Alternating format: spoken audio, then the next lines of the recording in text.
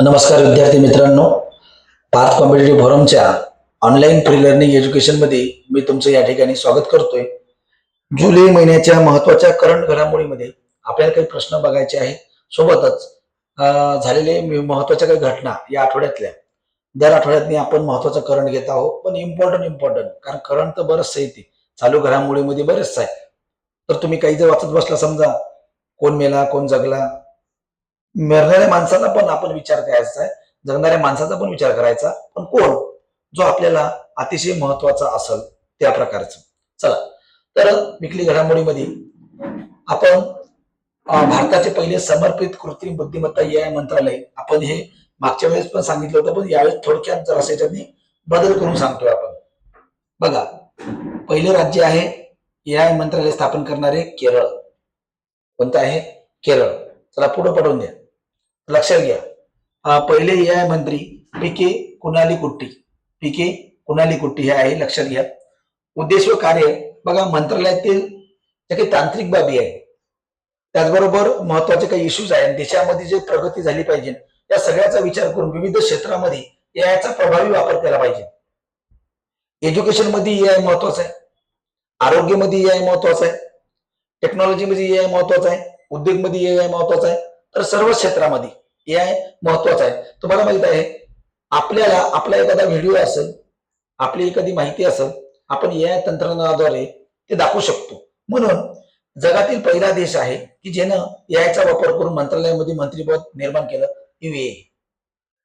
बरोबर आहे, युएई जे आहे संयुक्त अरब अमिरात, याच्यामध्ये पहिल्यांदा वापर झालेला आहे. आता काही लोकांना हे ऑप्शन जर असा आलं, युएई सर्वात पहिल्यांदा एआय मंत्रालय स्थापन करणारा देश कोणता? तर अमेरिका,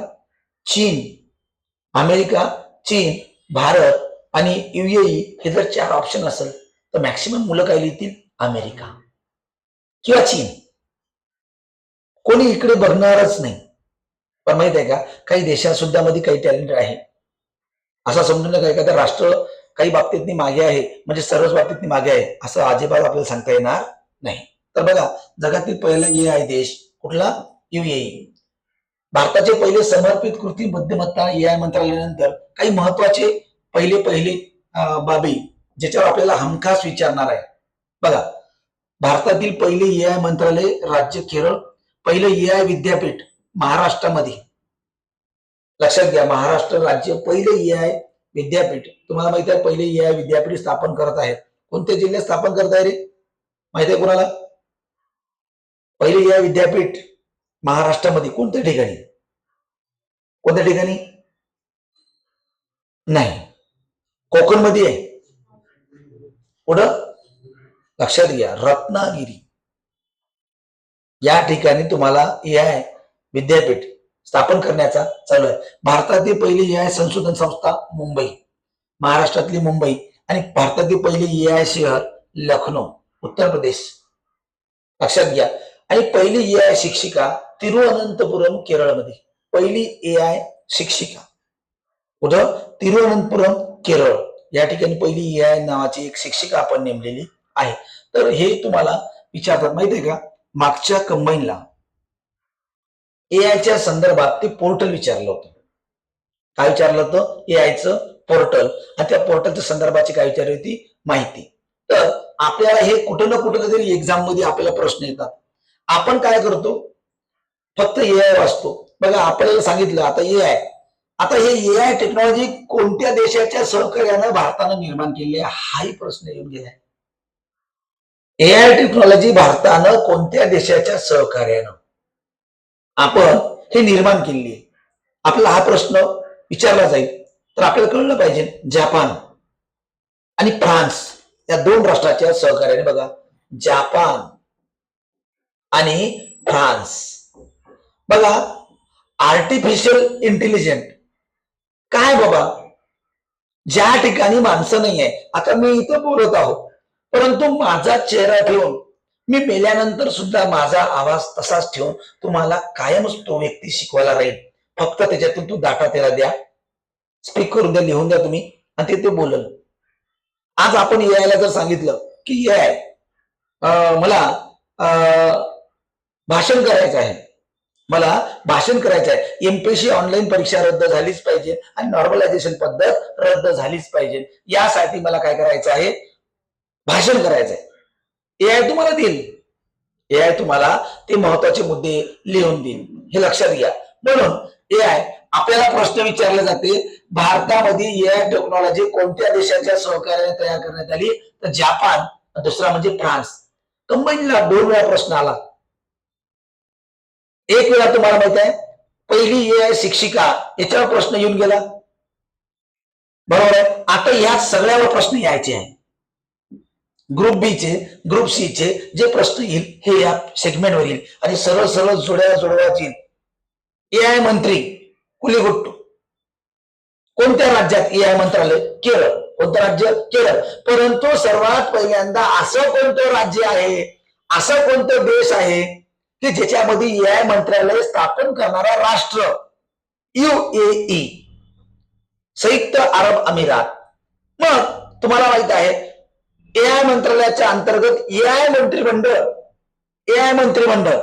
बघा, भारतात तुम्हाला विचारलं होतं पहिल्यांदा आभासी मंत्रिमंडळाची बैठक घेणारा देश कोणता कोरोनाच्या काळात. आभासी म्हणजे मराठीत आभासी म्हणतो आणि इंग्रजीमध्ये त्याला आपण तो ऑनलाईन डिजिटलच्या माध्यमातून, बरोबर. ऑनलाईन आपण जे काही म्हणतो व्हिडिओ कॉल आपल्या भाषेतनी. तर तुम्हाला माहित आहे चायना या राष्ट्रामध्ये सर्वात पहिल्यांदा ऑनलाईन कॉन्फरन्स घेण्यात आली ती कोरोनाच्या काळात, माहितीये का. आणि आपल्याला इकॉनॉमीमध्ये विचारलं की आपले बजेट सादर झालेले आहे, कोणत्या अर्थमंत्रीनं आपलं आभासी बजेट सादर केलेलं आहे, हाही प्रश्न आला. आभासी म्हणजे डिजिटलच्या माध्यमातून. पेपरलेस सुद्धा विचारलं, कोरोनाच्या काळात पेपरलेस आपण वापरला, बरोबर आहे. त्या ठिकाणी निर्मला सीतारामच आहे, बरोबर आहे. निर्मला सीताराम बरोबर प्रश्न चालू आहे. 12 जुलैला भारताचं मंत्रिमंडळ बदललं जाणार आहे. उपपंतप्रधान आतापर्यंत पद रिक्त होतं आणि उपपंतप्रधानासाठी अमित शहा यांचं नाव थोडस पुढे रेसमध्ये आहे. दुसरी गोष्ट, अर्थमंत्री आपल्या निर्मला सीतारामन आहे, तर यांच्या ऐवजी महाराष्ट्रात नवीन अर्थमंत्री होण्याची शक्यता आहे पियुष गोयल. चार्टर्ड अकाउंटंट आणि इकॉनॉमी मधला तज्ञ पियुष गोयल एकेकाळी महाराष्ट्राचे रेल्वे मंत्री होते. त्या व्यक्तीला अर्थमंत्री पदाची काय मिळणार आहे, चान्सेस मिळणार आहे. म्हणून लक्षात घ्यायचं, एआय आपले सर्वच प्रश्न याच्यावर बनले पाहिजे. लक्षात आलं. आज आपण फक्त एआय मंत्रालय सांगितलं, सोबत हे एआय महत्वाचे कोणकोणत्या सिटी आहे, कोणकोणते शहर आहे. पहिले एआय मंत्रालय, पहिले एआय विद्यापीठ, पहिले एआय संशोधन संस्था आणि पहिले एआय शहर आणि पहिली एआय शिक्षिका कुठे सांगितली आपण, केरळ, तिरुवनंतपुरम. चला पुढे जाऊया आपण. पुढची घडामोड बघा, संविधान हत्या दिन. बघा 25 जून तुम्हाला माहिती आहे घोषणा 2024 ला करण्यात आली, संविधान हत्या दिन, इमर्जन्सी. 25 जून 1975 ला, 25 जून 1975 ला देशामध्ये इमर्जन्सी लावली, इंटरनल क्रायसिस, अंतर्गत आणीबाणीच्या कारणाने. लक्षात घ्या, अंतर्गत आणीबाणी. आणीबाणी आता लक्षात घ्या. सत्तेत कोण आहे, सत्तेत कोण आहे, भाजपा. तेव्हा काँग्रेस होतं. काही लोक म्हणतात संविधान वाचवणं, काही लोक म्हणतात संविधान हत्या दिवस. कारण लोकशाही वाचवण्यासाठी इंदिरा गांधीनं त्या काळात आणीबाणी लावली. देशामध्ये आणीबाणी लावणारी इंदिरा गांधी 1962 ला आणीबाणी लागली ज्यावेळेस चायनाचं युद्ध झालं. 1965 ला आणीबाणी लागली ज्यावेळेस पाकिस्तानसोबत युद्ध झालं. 1971 ला आणीबाणी लागली ज्यावेळेस आपण बांगलादेश सारखा एक नवीन राष्ट्र निर्माण केला आणि ते आपण पाकिस्तानसोबत भांडणं केली. 1975 ला आणीबाणी लागली, बरोबर. 4 वेळा लागली, पण घोषणा 3च वेळा झाली. 2 बाह्य कारणामुळे होतं 62 ला आणि 71 ला, पण 75 ला अंतर्गत कारणामुळे आपल्या देशातले कारण होते. आपल्या यंत्रणा व्यवस्थित आणत होती. परंतु याला आता केंद्र सरकारनं, इंदिरा गांधीनं जनतेचा अपमान केलाय. इंदिरा गांधीनं ही कॉन्ट्रोवर्शियल इंटरनल क्रायसिसची आणीबाणी आपली जी होती ती कॉन्ट्रोवर्शियल झाली आणि या कारणामुळे इंदिरा गांधीला 6 वर्ष निवडणूक न लढण्याचा व 6 वर्ष मतदान न करण्याचा अधिकार गमावावा लागला होता. आजपर्यंत भारतामध्ये दोनच असे व्यक्ती आहे की ज्यांना 6 वर्ष मतदानाचा अधिकार गोठवला. एक म्हणजे इंदिरा गांधी आणि दुसरं म्हणजे बाळ केशव ठाकरे, बाळासाहेब ठाकरे नावाचं वादळ. दोन लोक. पण दोघांचाही नंतर मतदानाचा अधिकार काही दिवसानंतर काढून घेतला आणि नंतर त्यांना देण्यात आला. मतदान तुम्हाला करता येणार नाही. 6 वर्ष. इंदिरा गांधी तर या ठिकाणी इलेक्शन लढवण्यासाठी सुद्धा परवानगी नव्हती, परंतु इंदिरा गांधीनं हायकोर्टाचा जजमेंट सुप्रीम कोर्टात नेला, त्या ठिकाणी डिसिजन बदलला. तर लक्षात घ्या, आपल्या कोणत्या कारणामुळं संविधान हत्या दिन म्हणतात 25 जून. आज तुम्हाला माहित आहे, आज विद्यार्थी रस्त्यावर आहेत. महाराष्ट्रातील स्पर्धा परीक्षेचे I want justice we want justice म्हणतात. आम्हाला न्याय हवा आहे, मला न्याय हवा, आम्हाला न्याय हवा. कारण शासनाचा जो काही ओव्हर्स आहे, बरेचसे व्हिडिओ येत आहे, 25-25, 30-30 लाख रुपये देऊन टीसीएस IBPS मार्फत लोक नोकरीला लागले तलाठी भरतीमध्ये. आज एकमेव सक्षम आहे स्पर्धा परीक्षेत म्हणजे MPSC. सर्वात पारदर्शक ट्रान्सपरंट गोरगरीब विद्यार्थ्यासाठी. म्हणून संविधान आपलं दिलेलं आहे आपल्या हक्कासाठी. परंतु या ठिकाणी संविधानाचा जर हत्या होत असेल, आज सरकार पण संविधानाची हत्या करते म्हणून हायकोर्टाने सांगितलं. एक पक्षाचं सरकार म्हणजे देश नाही. दुसरी गोष्ट, हिंदुत्ववादी ठेका कुठल्या पक्षाने घेतला नाहीये, ते काँग्रेस असो या भाजप असो. हे कायम लक्षात घ्यायचं. आपण सेक्युलर विचार करणं गरजेचं आहे आणि सोसलेल्या झळा. आणि याच्यामुळे तुम्हाला माहित आहे 25 जून हा कुठला दिवस घोषणा केला कधीपासून? 2024 पासून. 25 जूनची घटना कधीची आहे? 75ची. काय झालं? आणीबाणी. आणि त्या आणीबाणीमध्ये काही लोक मेले, त्या आणीबाणीच्या झळा काही लोकांनी सोसल्या आणि या कारणामुळे तो इमर्जन्सी म्हणजेच काय, आपण संविधान हत्या दिवस साजरा करण्याचा आपण ठरवलं. हे सगळ्या घटना आहे. 21 मार्च 1977 पर्यंत ही आणीबाणी लागू होती. साधारणतः 21 महिने लागू. लक्षात घ्या, या काळात सरकार कोसळलं. आर्टिकल 352 बाह्य आणीबाणीसाठी, 356 राज्य आणीबाणी देशामध्ये काही लागते, 365 केंद्राच्या निर्देशाचं पालन नाही केलं तर लागते, आणि आर्टिकल 360 म्हणजे फायनान्शियल इमर्जन्सी, आर्थिक आणीबाणी. बघा, ते आर्टिकल 358 आहे, 359 आहे, 355 आहे. ते आपण सगळ्या गोष्टी ज्यावेळेस आपण पॉलिटिक्स शिकतो तर त्यामध्ये इमर्जन्सी आणीबाणी या लेक्चर मध्ये आपल्याला ते शिकते डिटेलमध्ये. फक्त आपण करंट मध्ये लक्षात घ्यायचं, 25 जून हा संविधान हत्या दिवस म्हणून साजरा केला जातो. तर या घटनेचा कालावधीमुळे लक्षात घ्यायला पूर्णपैकी. चला पुढे जाऊ आपण. Business standard report. बघा, बिझनेस स्टँडर्ड रिपोर्ट. आता बिझनेस म्हणजे काय म्हणतो आपण त्याला मराठीत? व्यवसाय, धंदा. काय धंदा करते बा? कोणत्या धंद्याला आहे बाई किंवा माणूस? आपण असं जर विचारलं, समजा राहुल भाऊ त्या घरची बाई कोणत्या धंद्यावर लागली आहे बा, असं जर आपण विचारलं तरी खराब वाटते. बिझनेस काय काम करते, काय नोकरी करते? लक्षात घ्या, हा रिपोर्ट तर याला म्हणतात बिझनेस स्टँडर्ड रिपोर्ट. बघा, याच्यामध्ये भारतीय अर्थव्यवस्था इंडियन इकॉनॉमीमध्ये कोणत्या क्षेत्राचे योगदान वाढत आहे, कोणत्या क्षेत्र तुम्हाला माहित आहे. आपले क्षेत्र आहे प्राथमिक क्षेत्र, द्वितीय क्षेत्र, तृतीय क्षेत्र, चतुर्थ क्षेत्र, पंचम क्षेत्र. बेसिक कल्पना आहे कशातल्या? मूलभूत संकल्पना इकॉनॉमीतल्या, आणि त्यांनी वर्गीकरण केलेलं आहे प्राथमिक, द्वितीय, तृतीय, चतुर्थ, पंचम. आणि याच्यावर प्रश्न विचारतात इकॉनॉमीमध्ये. तर आता काय, या क्षेत्रावर आधारित बिझनेस स्टँडर्ड रिपोर्ट तयार केला आहे. तर पहा, देशातील सर्वात मूल्यवान आणि सर्वाधिक रोजगार निर्माण करणाऱ्या कंपन्यांची अधिकृत आकडेवारी उपलब्ध करून देणे हे यांचं काम आहे. सध्या आज भारतातील सर्वाधिक रोजगार कुठल्या क्षेत्रात आहे? सर्वात जास्त रोजगार देणारा क्षेत्र कोणतं आहे? कृषी, म्हणजेच प्राथमिक. सर्वात जास्त रोजगार आपला कृषी देते, हे तुम्ही कायम लक्षात घ्या. कृषी म्हणजे प्राथमिक क्षेत्र, बरोबर आहे. पण आपल्याला सर्वात जास्त रोजगार देणारं क्षेत्र वाढवायचं, आपल्याला सेवा क्षेत्र, बरोबर आहे. जे आज अमेरिकेमध्ये, बरोबर आहे, भरपूर गेले बाहेर जाय भरपूर. तर लक्षात घ्या, या संदर्भाच्या नवीन उद्योन्मुख क्षेत्र जसे की AI, अक्षय ऊर्जा म्हणजे रिन्युएबल एनर्जी यांचा बाजारातील वाटा अधोरेखित करणे. रिन्युएबल एनर्जी म्हणजे आपण काय म्हणतो याला? पारंपरिक ऊर्जा आणि अपारंपरिक ऊर्जा. मला सांगा, रिन्युएबल म्हणजेच काय? पुनर्निर्माण होणारी. आपली जे आहे ट्रॅडिशनल एनर्जी आहे. आता मला सांगा, पेट्रोल डिझेल हे कसे आहे? पारंपरिक आहे. परंतु सोलर कशी आहे? रिन्युएबल आहे. पाण्यापासून ऊर्जा निर्माण होणे रिन्युएबल आहे, कारण ही निर्माण होऊ शकते. बरोबर आहे ना?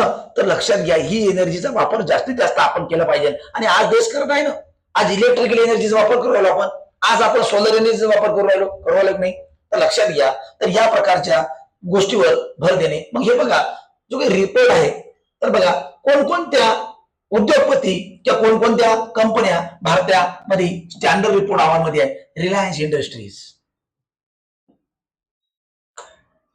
सगळा करलो दुनिया मोठे में. तुम्ही कधी वाचलं का? रिलायन्सचा लेबल आहे, करलो दुनिया मुठ्ठी में. आज भारत मुठ्ठीत आहे, रिलायन्सच्या मुठ्ठीत आहे. रिलायन्स मध्ये विचार करा, 18 ते 22 लाख लोक काम करत आहे. एक माणूस, लोक म्हणतात एक माणूस काय करू शकते? एक माणूस तुम्हाला नोकऱ्या देऊ राहिला. रिलायन्स पेट्रोल पंपावर काम करणारा साधा नोकर जेव्हा स्वप्न बघतो की हा पेट्रोल पंपाचा मी मालक बघेल, लक्षात घ्या, आपलं स्वप्न तसं असलं पाहिजे की मी बदल्यानंतर भविष्यात काहीतरी बनेल, पण टाइमपास, हे करू नाही करू, ते करू नाही करू, काय होईल, काहीच नाही करू शकत. आपल्या प्रत्येक ठिकाणी नेमका रिझल्ट कुठे जातोय हे आपण बघणं गरजेचं आहे. काय गरज आहे तर पहा, रिलायन्स इंडस्ट्रीज. दुसरं बघा, HDFC बँक दुसरे स्थान आहे स्टँडर्ड रिपोर्ट मध्ये. भारती एअरटेल तिसरे स्थान आहे. पण भारती एअरटेलचं स्थान भले रिलायन्सनं घातलं असं, पण भारती एअरटेलचे लोक कमी नाही आहे. आज एअरटेलच्या डिश टीव्ही, छत्री चॅनल बऱ्याचशा चालू आहे. एअरटेलच्या भरपूर मॉल आहे, हे आहे ते आहे, भरपूर गोष्टी ठिकाणी एअरटेल आहेत. पुढे बघा, टॉप 500 कंपन्यांमध्ये मिळून देशात सुमारे 68 लाख रोजगार निर्माण झाले आहे. सर्वात जास्त रोजगार देणारी आहे रिलायन्स, सर्वात जास्त. आज रिलायन्स सर्वात मोठा प्रकल्प अमेरिकेत निर्माण करत आहे, सर्वात मोठा पॉवर प्लांट गॅस निर्मितीचा. आता त्या देशाने त्यांना सांगितलं आपल्या देशात कोण झालं. आज आपल्या देशातली सर्वात जास्त थर्मल पॉवर किंवा नॅचरल एनर्जी, ऊर्जा, विद्युत सगळं तेच निर्माण करत आहे, अदानी आणि अंबानी. उद्या अदानी आणि अंबानी जर ठरवलं भारत सरकारला आम्ही वीज देणार नाही, अंधारात आहोत आपण. वीज पुरवठा करणाऱ्या त्यांच्याच कंपन्या आहे. आपण मग त्यांना काढून दिलं? आपल्याजवळ तेवढा पैसा नाही ना. आपल्याजवळ जर पैसा दिला असता तर आपण त्यांना दिलं नसतं. तर बघा, दुसरी गोष्ट, टॉप 20 कंपन्यांचे वर्चस्व आहे. बघा, साहित्य मूल्य सुमारे 68 लाख कोटी आहे, जे भारताच्या एकूण जीडीपीच्या सुमारे 25% इतके आहे. म्हणजे बघा, याचं रोजगाराचं माध्यम जे आहे त्या कंपन्यावरच 25% आहे भारताचं. म्हणजे सोपं काम नाही आहे. प्रायव्हेट सेक्टर जर बंद झालं ना, भारतामध्ये उपासमार आणि भोगबळी आणि महागाईचा कल्लोळ होऊन जाईल. आज ज्या लोकांना गव्हर्नमेंट सेक्टरमध्ये नोकरी मिळत नाही, त्यांना प्रायव्हेट सेक्टरमध्ये जॉब आहे. पण प्रायव्हेट सेक्टरमध्ये जॉब असलेल्याला किंमत नाही म्हणून लोक गव्हर्नमेंटमध्ये आलेले आहे. सर्वात सेक्टर इकडे घुसत आहे लोक. चला, तर बिझनेस स्टँडर्ड रिपोर्ट हा अहवाल आलेला आहे आणि यानुसार काही कंपन्याची आपल्याला यादी दिलेली आहे. आंतरराष्ट्रीय नशा निषेध दिन. बघा, नशा आपल्याला माहिती आहे, अंमली पदार्थाचं सेवन 26 जून. अंमली पदार्थ, लोक गांजा, कोकीन, दारू, बियर. आज बियर जनरल झालं. बियरनं जेवढा नशा होत नाही तेवढा ड्रग्स आहे, कोकीन आहे. स्टिरॉइड घेते लोक, स्टिरॉइड. मी थकलो नाही पाहिजे, माहित आहे का?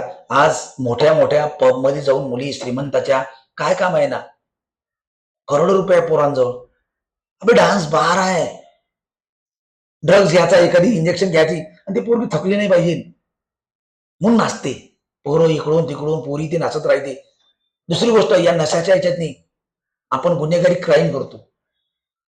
क्राईम त्याला वैचारिक मानसिकता पूर्णपणे घालून टाकतात आणि तो काहीच नाही करत. बघा, हळूहळू आपण मोबाईलच्या नशेत चाललो, कांबळे हळूहळू चाललोय. परंतु आज अंमली पदार्थाचा नशा हा एवढा घातक आहे ना, तुम्हाला कळत सुद्धा नाही. बघा तुम्ही, तर संयुक्त राष्ट्र महासंघाने जे काही डिसेंबर 1987 मध्ये 1988 मध्ये हा दिवस पहिल्यांदा साजरा करण्याचा ठरवला, संयुक्त महासंघ. बघा, अंमली पदार्थाच्या सेवनामुळे समाजाला होणाऱ्या धोक्याबद्दल आणि अंमली पदार्थाच्या बेकायदेशीर तस्करीबद्दल लोकांमध्ये जनजागृती करणे यासाठी आंतरराष्ट्रीय नशा निषेध दिन आहे 26 जून. 26 जून हा सामाजिक न्याय दिन म्हणून आपण साजरा करतो महाराष्ट्रात. 26 जून हा सामाजिक न्याय दिन, कारण हा जन्मदिवस आहे 26 जून राजश्री छत्रपती शाहू महाराज, वसतिगृहाचे जनक, आरक्षणाचे जनक, कोल्हापूर संस्थानाच्या राजा, कोल्हापूर संस्थानाचा राजा राजश्री शाहू महाराज. आपल्याला माहित आहे त्यांचा जन्मदिवस महाराष्ट्र शासन कोणता दिवस साजरा करते? सामाजिक न्याय दिन. माहित असलं पाहिजे. 26 जून इकडे लक्षात ठेवायचं, 26 जून तिकडे. आंतरराष्ट्रीय महासंघाने कुठला ठेवलाय तो? नशा निषेध दिवस. कधीपासून? 1988 पासून सुरुवात आहे. 1988 पासून सुरुवात आहे. कारण अंमली पदार्थ, मला सांगा ना, अहो एकदा जर चटक लागली ना, आता मला सांगा, लहान मुलांना आपण चॉकलेटची सवय लावतो. आज तुम्हाला बघा, बर्गर, पिझ्झा, चायनीज, एखाद्या बाजूला वरण भात भाजी पोळी जर ठेवलं, खात नाही लोक. अरे एखाद्या पोरीने म्हणलं ना, बाई भाकर खाता का? हा, मी नाही खात भाकर, मला चपाती पाहिजे. आणि वरण भात भाजी पोळी ऐवजी त्या पोरीला जर चायनीज मंचुरियन जर दिलं तर त्याला प्रेफर करत. माहित आहे का, भविष्यात आज पोरींना भाकरी करता येत नाही, भविष्यात पोरींना चपाती करता येणार नाही. कारण बाकी काही नाही, इडली, डोसा, ढोकळा, पॅटीस, थालीपीठ, बरोबर आहे ना? येणार नाही. आज तुम्हाला भाकऱ्या करता येते का? नाही. काहीच लोकांना भाकऱ्यामध्ये ते थापून केले भाकरी नाही म्हणत. आमची आई इथं चुलीवर हे मोठी भाकर तुटणार नाही, तावा उचलून शेकल चुलीवर, पान तुम्ही. इथं तर पोरीले जमत नाही, चटके लागते तिथे, जमत नाही. भविष्यात हा पण येईल. जे फॉरेन कंट्रीमध्ये आज सुरू झाला ना, फॉरेन युरोपियन कंट्रीमध्ये कसं माहितीये का, सूप पिणं, बर्गर, डोसा हे खाणं तेच आहे. तिकडे वरण भात भाजी पोळी करत नाही. भारत त्याच्याकडे जातोय हळूहळू, हळूहळू जातोय. आणि हे तुम्ही आणलंय, तुमच्या आईवडिलांनी नाही आणलंय. तुमचे आईवडील नाश्ताही करत नाही बाहेरचा, ते म्हणजे आम्हाला वरण भात भाजी पोळी 2 टाइम आम्ही जेवतो.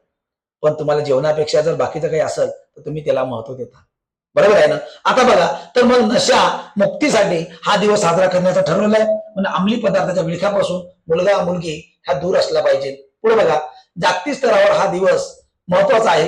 जे काही UNODC, United nations office on drugs and crime, बघा, द्वारे आयोजित केला जातो. त्याचे मुख्यालय आहे व्हिएन्ना. बघा, UN अंतर्गत बरीचशी काम करणारी संस्था आहे. युनायटेड नेशन ऑर्गनायझेशन अंतर्गत हे ड्रग्सच्या संदर्भात काम करणारी एक संस्था आहे व्हिएन्ना, जे ऑस्ट्रेलियामध्ये मुख्यालय आहे. आणि बघा, या दिवशी UNODC कडून अंमली पदार्थाच्या स्थितीवर आधारित जागतिक अंमली पदार्थ अहवाल प्रसिद्ध केला जातो. महाराष्ट्रात, भारतात सर्वात जास्त भारतातली अंमली पदार्थाचे मरीज किंवा तरुण तरुणी कुठं आहे? दिल्ली आणि पंजाब, हरियाणा. सर्वात जास्त, सर्वात जास्त. मेडिकल साईट रिकामी राहिली नाही, इंजिनिअरिंग साईट राहिली नाही, अलीकडे UPSC ची साईट पण रिकामी नाही. मॅक्सिमम स्पर्धा परीक्षा करणारे मुलं दिल्लीतले सिगारेट, मुली पण विशेष नाही. सोबत पोरगन पोरगी, चल तू लेरी क्या, 2 घोट तिने मारला, असं ओढला, आलेली, चल. अरे नाही यार, मेरे को नहीं बना, हुक्का नहीं, चल चाय दे, चल अरे क्या डांस बार में आज, चलो पब में जाएंगे. सगळे करोडपतीचे आहे ना. संडे त्याचा तिथेच आहे. पैसा प्रचंड आहे हो, पैसा प्रचंड आहे. ते तुम्ही पाहून घ्या ना. आपल्याला आपल्या इकडे संस्कृती आहे, आपल्या इकडे संस्कृती आहे. मोठ्या सिटीत नाही ना, म्हणून तो रिझल्ट ग्रामीण भागाचा स्पर्धा परीक्षेत जास्त वेळ झाला, शहरी भागाचा कमी झाला. पुण्यातला कमी झाला, मोठ्या सिटीतला कमी झाला. प्रत्येक जिल्ह्यातून लोक घडत आहे. तहसीलदार, उपजिल्हाधिकारी, IAS. आपल्या यवतमाळ सारख्या जिल्ह्यातून IAS घडून राहिले का? टॉप 10 मध्ये येऊ राहिले. सांगा ना तुम्ही, यवतमाळचे. असं काही नाही, बाहेरच्या देशात राज्याचं ठीक आहे, पण आपला यवतमाळ सारख्या भागात सुद्धा IAS बनत आहे, म्हणजे जोक नाही. बघा पुढे बघा, मग ह्या प्रकारचं मुख्यालय आहे व्हिएन्ना. म्हणून ड्रग्स पासून उडता पंजाब नावाचा पिक्चर सुद्धा आला आहे. आपला उडता पंजाब नावाचा पिक्चर आला की ड्रग्स कशा प्रकारचे लोक नशिले असतात, त्याने नेमकं काय होतं ते पूर्ण कधीतरी तुम्ही बघा. पुढे बघा, महिला छायाचित्रकार. बघा, फिफा, बघा फुटबॉलच्या संदर्भाचा फिफा विश्वचषक कप झाला अलीकडे आणि त्याच्यामध्ये महिला छायाचित्रकार म्हणजे ते रेकॉर्डिंग करणं, ते चित्रपट दाखवते, शूटिंग, छायाचित्रकार म्हणून भारतातले एकमेव आहे गीतिका तालुकदार. एकमेव छायाचित्रकार. तुम्हाला विचारल फिफा मध्ये तर आपला समावेशच नाहीये, कारण आपल्याला काही, आपण आयपीएल मध्ये आहोत, आपण क्रिकेटमध्ये आहोत, पण आपण फुटबॉल जमत नाही. आपण हाताने खेळून पायाने जमत नाही. जमते का? नाही जमत, कारण आपल्या देशातली तेवढी लोकप्रियता फुटबॉलची नव्हती किंवा आजही नाही. म्हणून हे लक्षात घ्यायचं. फिफा विश्वचषक स्पर्धा 2026 झाली आणि याच्यामध्ये भारतातील एकमेव महिला छायाचित्रकार, त्याचं नाव आहे गीतिका तालुकदार. बघा, गीतिका तालुकदार एकमेव आहे. बघा, छायाचित्रामध्ये सुद्धा करिअर आहे मोठा. बघा, तुम्ही साधा कॅमेऱ्यानं फोटो काढता, काही लोकांनाच फोटो काढता येते. लक्षात घ्या, ती आर्ट आहे. काही लोक बघा फोटो काढला ना ग, काही लोक बघा ते कॅमेरा पुसते मागून पुढं, थोडस असावं थोडस तसावं. अबे काय टाइमपास करू लागला बे तू? त्याची आर्ट आहे, त्याला बसलं पाहिजे, ते जमलं पाहिजे, म्हणून ती वेळ लावते. बरोबर आहे ना? तुम्हाला तर तुम्ही म्हणता अरे बा मी फोटो चांगला दिसत नाही, ते काढणाऱ्यावर डिपेंड आहे. आज तुम्ही कसा दिसता हे महत्वाचं नाही, फोटो जर व्यवस्थित काढणारा असाल ना, ते बरोबर तुम्हाला सांगते, नाही बा इथं उभे राहा बरं, इथं लाईट आहे, इथं बॅकग्राऊंड आहे, इथं सावली पडत आहे, इथे निघत नाही. बरोबर आहे ना? तर तो एक प्रोफेशनल आहे, माहिती आहे का, व्यवसाय आहे. तर या प्रकारचं भारतामधली पहिली गीतिका तालुकदार हे फिफा वर्ल्ड कप मध्ये गेली. तिचा जन्म लक्षात घ्या अरुणाचल आणि कार्यक्षेत्र कुठे आहे? आसाम. जन्म इथं, कार्यक्षेत्र दुसरीकडं. बघा पुढे बघा, शिक्षण बघा, दक्षिण कोरियाच्या सोल नॅशनल युनिव्हर्सिटी मधून बघा ग्लोबल स्पोर्ट्स मॅनेजमेंट मध्ये पदव्युत्तर शिक्षण त्यांनी घेतलेलं आहे. कुठं? दक्षिण कोरिया. माहित आहे का? तुम्हाला एक लक्षात आला असं कधीतरी, भारतातले जेवढे महान आत्मे आहे ना, हे भारतात शिकले नाही. कधी कधी तुम्हाला प्रश्न पडत असन, आपल्याला बाहेर जावं लागते का शिकायला? अबे आपले यवतमाळचे वांदे आहे तुमची. बाहेर शिकायले लाखो रुपये लागते, लाखो. पण माहित आहे का, ते भारतातनी बनते. बाहेर फॉरेन मध्ये शिकून आलं तर आपलं डोकं माहित आहे का, हे धर्म जाती भेदभावामध्ये घुसत नाही ना. आपलं पोट्ट आता रक्षाबंधन पासून सण सुरू होते. सर जाऊ का? काय जातं बे? सर पोळा आहे ना. काऊन तुझ्या घरी बैल नाही का? अरे पोट्ट्याचं ठीक आहे, पण पोळ्या येतात ते. सर पोळा आहे, तुला काय काम आहे पोळ्या? चाल, बैल विकले गावातले, पोळाचा बैलाचा पोळा, तो बैलाचा काय काम आहे? चाललेले काय भारतीय अवस्था. आता इथून सण सुरू झाले. सर महालक्ष्मी आहे. अरे तुझ्या मायबापानं महालक्ष्म्या बसवल्या, पण तुझ्याजवळ तेवढा खर्च असला पाहिजे महालक्ष्म्या बसवण्या इतपत. नाही तेवढी अवकाश जर नाही राहिली ना, घरी लक्ष्मीही बसवणार नाही. कारण लक्ष्मी जर नसली तर महालक्ष्म्या नाही. गणपती पैसा लागते, पैसा नसला तर गणपती नाही. अरे इथून सुरू भारतात नाही, माहित आहे का, 12ही महिने चालले. पण मला सांगा ना, जर तुम्ही फॉरेन मध्ये असले, दुसऱ्या राज्यात असले, अरे लग्न करून काय महिना महिन्यात घरी असाल का? नाही ना. नाही मला करमत नाही. नंतर नका म्हणतो मला करमत नाही, समोरचा वेगळा विचार करेल काऊन करमत नाही. हा मी लय हसू रे, हरकत नाही, प्रॉब्लेम जाईल. बघा, दक्षिण कोरियाच्या क्रीडा संस्कृती मंत्रालयाकडून यासाठी शिष्यवृत्ती मिळाली. आता क्रीडा म्हणजे काय माहिती आहे का? फॉरेन मध्ये माहित आहे का, जे क्रीडामध्ये गेला तो ऑलिम्पिक मध्ये खेळणार म्हणजे खेळणार. आणि आपला इकडचा खेळाडू दिवसभर लेखा मोंगरी घेऊन पिणारच राहते प्लास्टिकच्या चेंडूवर. ऑलिम्पिक मध्ये खेळच नाही.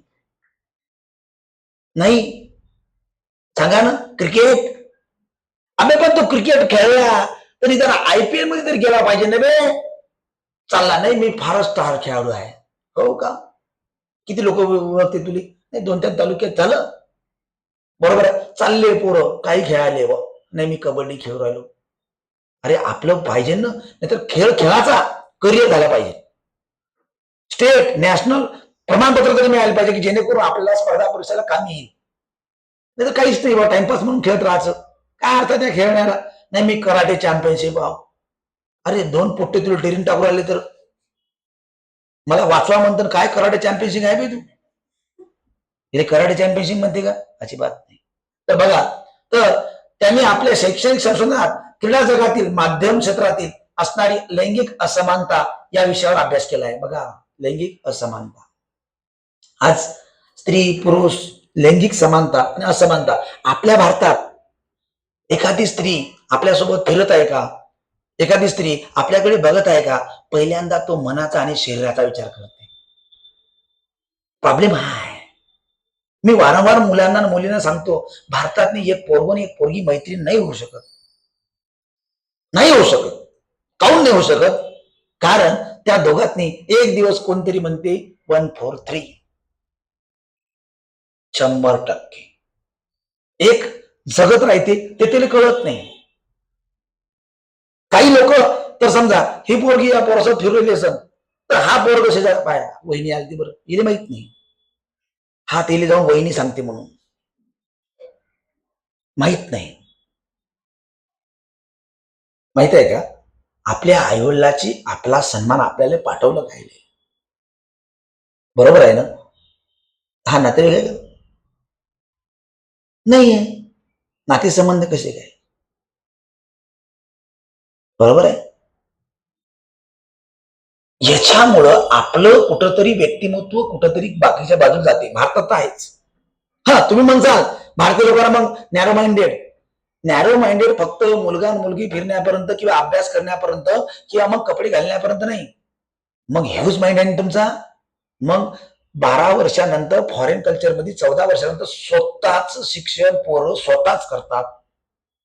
स्वतःच्या पैशानं करतात. युरोपियन कंट्रीमध्ये 14 वर्षानंतर कुठलेच आई वडील त्याला पोसत नाही. पण इथं ते लेखाचं 30 वर्षाचं काय 32 वर्षाचं जरी झालं ढेर वाढते. एवढं काय करतो रे? सर मी सध्या स्पर्धा परीक्षा करतो. अबे लेकरं खेळवाचे वय तू स्पर्धा परीक्षा करू राहिला. तेव्हा तो 14 वर्ष जे आहे ना त्यानं स्वतःच्या धमकावर शिका आणि मग सगळ्या गोष्टी नॅरो माइंडेड आणि बिग माइंडेड बोला. नंतर सध्या नाही. तो भारतीय लोकांना बोलण्याचा अधिकार नाही. आईवडिलांच्या पैशावर जीवावर जर आपण काही गोष्टी करत आहोत तर त्याला समानता लैंगिक समानता म्हणता येणार नाही. लैंगिक समानता म्हणजेच काय? त्या प्रकारचे मला सांगा ना. अरे फॉरेन मध्ये कितीतरी लोक मुलं मुली सगळे एकत्र काम करतात. त्यांचा विचारच तसा आहे. विचार माहित आहे का? आपलं तसं नाही आहे. आपला विचार आपण त्या आपल्या विचारावर शरीरावर मनावर आपल्या कंट्रोल नाही आहे. तेवढं आपण कंट्रोल मिळवलेलं नाही आहे. प्रॉब्लेम तो आहे आपला. आणि हे ज्या दिवशी आपण कंट्रोल पॉवर मिळू तेव्हा आपण युरोपियन कंट्रीच्या बरोबर आलो असं आपण समजू. मग लक्षात घ्या, भारताची एकमेव महिला छायाचित्रकार फिफा वर्ल्ड कप मध्ये गेली. तिचं नाव आहे गीतिका तालुकदार. बघा, साधारणतः फिफा विश्वचषक स्पर्धा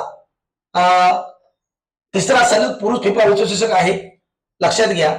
आणि या चषकात ती पहिली भारतीय महिला अधिकृत मान्यता मिळणारी या ठिकाणी ती छायाचित्रकरण करण्यासाठी गेलेली आहे. बघा कोणकोणत्या वर्ल्ड कपला ती गेली. बघा 18, 22, 26. बघा 18, 22, 26 ला अधिकृतरित्या. बाकीचे त्याने कव्हरेज दिलं. याच्या पहिले सुद्धा त्यांनी छायाचित्रकरण केलं होतं. बरोबर आहे. परंतु ह्या त्याला अधिकृतपणे 18, 22 आणि 26 बघा 18चं फिफा विश्वचषक रशियामध्ये झालं आणि 2022 कतार आणि 26 अमेरिका, कॅनडा आणि मेक्सिको 3 संयुक्त करत आहे. तुम्हाला विचारतात फिफा.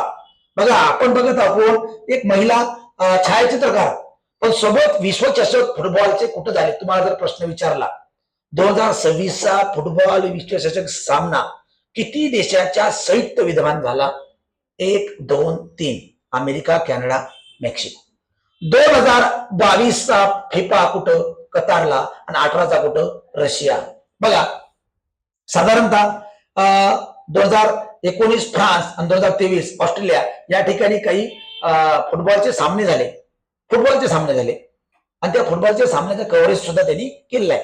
पण विश्वचषक स्पर्धेमध्ये 3दा यशस्वी छायाचित्रकरण करणारी भारताची पहिली महिला, भारताची एकमेव महिला आहे. विचारू शकते.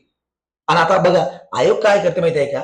सरळ सरळ त्या प्रश्न तिकडे विचारत नाही, इकडे विचारते 2018चा फुटबॉल विश्वचषक स्पर्धा कोणत्या देशात झाली? 2022 ची कुठे झाली? आणि 2026 यावर्षी लगेच कोण जिंकला, काय झाला, ते सगळं झाल्यानंतर आपण ते घेणारच आहोत. चला, तर या प्रकारचं छायाचित्रकरणासंदर्भातचं आपण घेतलं. पुढे बघा, व्हेनेझुएला इथं महाभूकंप झाला.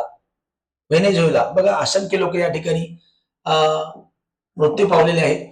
24 जून 2026 ला बघा, दुहेरी भूकंप, अवघ्या 39 सेकंदात 2 मोठे भूकंप झाले. आणि पहिला भूकंप 7.2 रिश्टर स्केलचा होता आणि दुसरा भूकंप 7.5 रिश्टर, बघा इतक्या जवळ होता. आता भूकंपाची तीव्रता एवढी होती, याने हजारो लोक मृत्युमुखी पावले, हजारो. आणि थैयान वाजलं. भूकंप, नैसर्गिक आपत्ती, बघा महाराष्ट्रात सध्या पाऊस चालू आहे. पावसामध्ये बरेचसे लोक वाहून जात आहेत. शेतकरी, शेतमजूर, बैल, जनावरं, गाड्या. त्या ठिकाणी तुम्हाला माहिती आहे, 18 तास परभणीमध्ये एक बस फसली होती. 18 तास सततधार पाणी उतरत नव्हतं त्या ठिकाणी बस आहे. अशा संकट होतात. हे नैसर्गिक आपत्तीमध्ये तुम्हाला विचारल, व्हेनेझुएला संदर्भातचा महाभूकंप कोणत्या देशामध्ये झाला, तर व्हेनेझुएला. पुढे बघा, साक्षर राज्य, संपूर्ण साक्षर राज्य, उत्तराखंड देशातील संपूर्ण 6वे साक्षर राज्य झालेले आहे. 6, लक्षात घ्या, साक्षर राज्य. बघा, जून 2026 मध्ये उत्तराखंड हे भारतातील 6वे संपूर्ण साक्षर राज्य म्हणून घोषित करण्यात आलेले आहे. बघा, साधारणतः उत्तराखंडचा सध्या साक्षरता दर 98.7% पोहोचला आहे, जो पूर्वी 83.8 होता. आता तुम्हाला 6 राज्य माहित पाहिजे. 6 की पहिला साक्षर राज्य कोणता, दुसरा साक्षर राज्य कोणता, तिसरा कोणता, चौथा कोणता, 5वा कोणता आणि 6वा कोणता. तर 6वा साक्षर राज्य कुठला आहे? उत्तराखंड. बघा, 6 साक्षर राज्याची यादी या ठिकाणी आपण दिलेली आहे. हे IMPs आहे, हे येणारच आहे. बघा, फिफा विश्वचषक स्पर्धा कुठल्या ना कुठल्या पेपरला येणारच आहे. आपण काय करतो, बिनकामाचा करंट वाचत बसतो. बघा, तर याच्यात बघा, पहिला बघा मिझोरम. बघा, पहिला 2025 ला बघा, भारतातील पहिले उल्हास साक्षर राज्य. आता काही लोकांना लक्षात येईल, उल्हास काय? हे उल्हास काही एखाद्या पोटाचं नाव नाही आहे, योजना आहे. निरक्षरता कमी करण्यासाठी आणि संपूर्णपणे साक्षर करण्यासाठी हे अभियान केंद्र सरकारनं राबवलेलं आहे. आणि त्या अभियानाअंतर्गत काही राज्यांना त्याचा वापर केलेला आहे आणि त्या अंतर्गत साक्षरता वाढली आहे. आता तुम्हाला वाटेल, लेख लाडकी बहीण किती आहे तुमच्यापैकी? हात वर करा. आहे कोणी लेख लाडकी बहीण? आणि लाडकी बहीण योजनेचा कोण लाभार्थी आहे का? एकही नाही. अरे मी घेत नाही रे बा. बरोबर आहे ना? आता ते लाडकी बहीण काऊन आहे माहित आहे? काऊन आहे? महिला सक्षमीकरण हे विचारतात. प्रश्न विचारला मागच्या वेळेस कंबाईन मध्ये की लाडकी बहीण योजना किती लाखापर्यंत आहे? 1.5 लाख, 2 लाख, 2.5 लाख, किती लाखापर्यंत उत्पन्न असेल त्यांना लाडकी बहीण योजना लागू आहे. बऱ्याच पोरांना आलं नाही. 1500 माहित आहे? अबे पण 1500 देऊ राहिले कोण? 1500 रुपये महिलांना देत आहे. काऊन? महिलांना सक्षमीकरण त्याच्या आरोग्यासाठी आहे, त्याच्या वैयक्तिक विकासासाठी आहे. त्या 1500 मध्ये तुम्हाला माहित आहे, काल आत्मसन्मान बिल मांडलं महिलांसाठी, ते आपण घेणारच आहोत पुढं. कितीतरी महिला अशा आहेत, त्यांना काही एखादा आधार झाला तर दवाखान्यात जाण्यासाठी पैसे नाही. कितीतरी महिला अशा आहेत, त्यांना सौंदर्य प्रसाधनावर खर्च करायला घरून पैसा मिळत नाही. हे त्यांनी त्याच्यासाठी वापरायचं आहे. बरोबर आहे? अरे साधी एखाद्या बाईला टिकलीचा पॉकेट जर घ्यायचा असेल तर 5 रुपयाला ते घेत नाही, पैसा नाही. कुंकू शेजारच्या घरी मागते, तो मनीषा बाई आहे का कुंकू जरा द्यावं म्हणते, लावतो म्हणते, पाहुणे घरी नाही आहे. आता मग मला सांगा, त्या बाईला जर आधार असेल त्याने काय जाज? बरोबर आहे? रजो निवृत्तीच्या काळात त्या महिलाला होणारे त्रास, त्या काळात त्याने दवाखान्यात जर जायचं असेल तर पैसा कोण देणार? बरोबर आहे? सॅनिटरी पॅड घ्यायचा आहे. बऱ्याचशा ग्रामीण भागातल्या महिला सॅनिटरी पॅड वापरत नाही, कापडाचा वापर करते. का? पैसा नाही आहे. पुरुष देत नाही, पुरुष दारू पिते पण महिलांना आणून देत नाही. यासाठी तुम्हाला पॅडमॅन नावाचा पिक्चर काढावा लागते. तुम्हाला ऍडव्हर्टाईज करायला लागते अक्षय कुमारची, माहितीये का? तो शिकायला होत राहते, तिला सांगते अरे तुझ्या महिलासाठी काहीतरी बघ, बहिणीसाठी काहीतरी बघ, बायकोसाठी काही बघ. हा प्रश्न आपल्या आईचा, आपल्या बहिणीचा, आपल्या पत्नीचा, सगळ्या घरातल्या लेकी बाळीचा प्रश्न, याच्यावर आपण चर्चा नाही करत.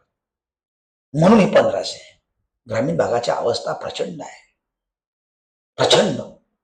आणि आपण हे कधी विचार नाही केलाय, बरोबर आहे ना? तर आपण एक प्रश्न दुर्लक्षित करून किंवा आपण याच्यावर काय म्हणतो, ह्या विषयावर गंभीर विषय, अरे सर्वायकल कॅन्सर होऊ राहिले महिलांना, याचमुळं मॅक्सिमम लोकांना कॅन्सरचे प्रकार वाढत आहे.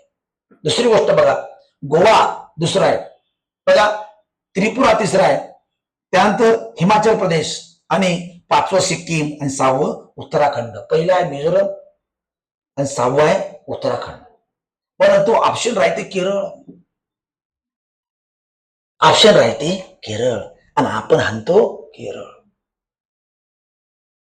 सर्वाधिक साक्षरतेचे राज्य सर्वात पहिले 2011च्या जनगणनेनुसार केरळच आहे. सर्वाधिक साक्षरतेचं प्रमाण कोणत्या राज्यात आहे? आता जर तुम्हाला जनगणना विचारली 11ची, 2011च्या जनगणनेनुसार सर्वाधिक साक्षरता कोणत्या राज्यात आहे, तर काय लिहायचं? केरळ. तिथं मिझोरम नाही लिहायचं. पण संपूर्ण साक्षर राज्य उल्हास योजनेच्या अंतर्गत झालेलं कोणतं? Current affair Mizoram. हे पहा तुम्ही, मिझोरम, दुसरं गोवा, त्रिपुरा, हिमाचल प्रदेश, सिक्कीम, उत्तराखंड. बघा, या राज्याचं वैशिष्ट्य काय माहिती आहे का? हे सर्व लहान आहे. जेवढं मोठं असलं, मग सांगा, ज्याचा परिवार मोठा ते मुलं बाळ शिकू नाही शकत. ज्याच्या घरात मी आई आणि बाप दोघंही नोकरीवर आहे आणि गाबडं एकच आहे शिकणार, बरोबर आहे ना, आणि त्याजवळ एटीएम कार्ड आहे, बरोबर आहे ना, पप्पाही नोकरीवर, मम्मीही नोकरीवर, आणि एकच आहे लेकाचा, मग तिला काय कमी आहे? आता हे तुमच्याजवळ आहे, आता मम्मी पण नोकरीवर आहे, मग डॅड आता नोकरी राहणारच आहे, आणि इकडे पप्पाही नोकरीवर आहे, मम्मी ती नोकरीवरच करणार आहे, बरोबर आहे. पण बाप जर नोकरी नसल तर माय नोकरीवर राहील का? चुकून एखादी राहील, चुकून, फारच काही असल लेखाचं काहीतरी वेगळं कारस्थान, तर नाहीतर नाही. पण तुम्ही पाहिलं का, शिकलेल्या मुलीचा नवरा हा नोकरी, म्हणजे नोकरीवाल्या मुलीचा नवरा नोकरवालाच असतो. ती जर तहसीलदार असेल तर तिचा नवरा उपजिल्हाधिकारीच आहे, कायच मॅक्सिमम आहे. आणि शिकलेल्या मुलीचे मिस्टर नोकरीवालेच राहते, शिक्षकी आहे असं मुलगी, त्याला शिक्षक, नाही तर बाप बेरोजगार परसोत लग्न करणार नाही. पण आमचा इकडचा माणूस हे हलकट आणले का, हा नोकरीवर असेल ना तरी काय म्हणते, मला दिसायला सुंदर पाहिजे. काय लिहा आणि प्रॉब्लेम, गाडीवर बसल ती एक साईड बसून लोक त्याकडे पाहिलं, म्हणून आता तू साईड आणलेली आहे. नाहीतर पहिले माणूस गाडी चालू पुढं, तुला फिरवून माझ्या गाडीवर, बाई बशी असे इकडं. अरे काय धंदाराव होतो ना. अरे समानतेनं बसू द्या ना. हा, पहिले वांदे होते, बरोबर आहे ना, ड्रेस आपला पेहराव तसा होता. आता सगळे जीन्स पॅन्ट वर टी शर्ट वर आलेले आहे, त्यामुळे काही अडचण नाही. आजकाल माहित आहे का, एका साईडनं जर बसलं तर आड्याने समजलं जाते बरं. हो, आजकालची जर मुलगी ते माहित आहे का, आपला पंजाबी ड्रेस घालून आणि वर काय म्हणते त्याला आपली ओढणी घालून इथं जर टास्पिन लावलं, किती आडाणी आहे. हो का, मी STI आहे, मी IAS आहे, तू? मी 12वी नापास आहे. हा, काय आहे तुझं? कट मध्ये ड्रेस. आता कोण अडाणी आहे? कपड्यानं लोक अडाणी समजतात राव. मानसिकता पहा, ती भारतीय नारी आहे. IAS चा ड्रेस तुम्ही पाहिला का? तसं जमतंय का? IAS महिला पिक्चर पाहिजे कधी आयलस, तुम्हाला एखादी तरी पहा IAS महिलावर झालेली, पहा ना त्याचा पहिराव, इथपर्यंत ड्रेस तिचा, माहित आहे का, गमछा असा गोंढाळलेला. तुम्हाला ओढणी तर वापरता येते, ओढणी वापरा, ते गोल गळ्यातनी दुपट्टा दोन्ही साईडनं सोडलेली, अरे काय दिसते, 2 पेना लावून साईड. मग पाया शूज, मग स्पोर्टचे, आणि ते पहा तुम्ही काय दिसते, आणि काय म्हणजे खिच्यातनी कागद राहील, अरे तुम्ही पहिले त्या प्रकारच्या त्या ड्रेसिंग सेन्स मध्ये जा. मग कुठं काय कसं काय नाही जायचं एक महत्वाचं. काही लोक चालले कुठं काय कुठल्याही प्रकारचं काही नाही, काही संबंध नाही. पहा तुम्ही, तर भारतामध्ये साक्षरतेचे संपूर्ण साक्षरता झालेले राज्य किती आहे? 6. पहिला कुठला? मिझोराम. शेवटचा कोणता? उत्तराखंड. बघा, जगाचा शांतता दूत. पहा, जगाचा शांतता दूत आलोका, लक्षात घ्या, हा भारतातील रस्त्यावर फिरणारा एक सामान्य भटका कुत्रा होता. बरोबर आहे. भटक्या कुत्र्याला शांतता दूत म्हणून ओळख दिली आहे आपण. पहा, प्रवासाची सुरुवात 2022 मध्ये भारत आणि नेपाळ दरम्यान बौद्ध भिक्षूची एक शांतता यात्रा झाली आणि आयोजित करण्यात आली. या यात्रेदरम्यान हा श्वान बौद्ध भिक्षू सोबत चालू लागला. कुत्रा हा सर्वात प्रामाणिक असतो. माणसावर प्रेम करू नका, त्याच्यापेक्षा कुत्र्यावर प्रेम करा. विसा अर्था बरोबर घ्यायचा. फारच वेगळा घ्याचाल बाबांनो, आपत आणसाल मावर. बरोबर आहे ना? माहित आहे का, कुत्रा हा प्रामाणिक आहे. अरे खरंच ना, एका भाकरीवर अख्खं घर सांभाळते की नाही? पण मला सांगा, एखाद्या माणसाला आपण सिक्युरिटी गार्ड ठेवा 8,000 रुपये महिना देऊन, तो ड्युटी प्रामाणिक करत नाही. तो काय करल? फोनवरच बोलत राहील. साहेब आले तरी पत्ता नाही, चोर गेले तरी पत्ता नाही. पण कुत्रा बघा, माहित आहे का, आपल्या ओळखीचा जरी असेल तरी त्याच्यावर भक्ती, एवढा वफादार तो मालकासोबत राहील. माहित आहे का? आणि म्हणून हा बौद्ध भिक्खू सोबत फिरला बिचारा. जे काही यात्रा झाली नेपाळ दरम्यान, भारत आणि नेपाळ दरम्यान 2022 तर हा बौद्ध भिक्खू सोबत कंटिन्यू चालत गेला बघा.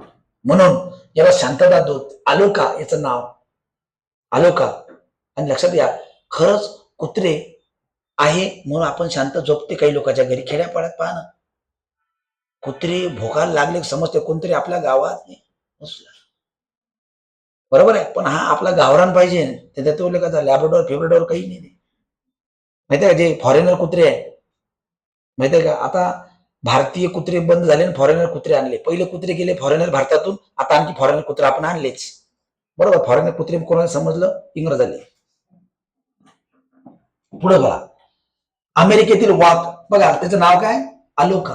तुम्हाला विचारल, जगाचा शांतता दूत म्हणून कोणाची निवड झालेली आहे? कुत्र्याचं, आलोका. बौद्ध भिक्खू सोबत नेपाळ ते भारत काय केलं त्यानं? प्रवास.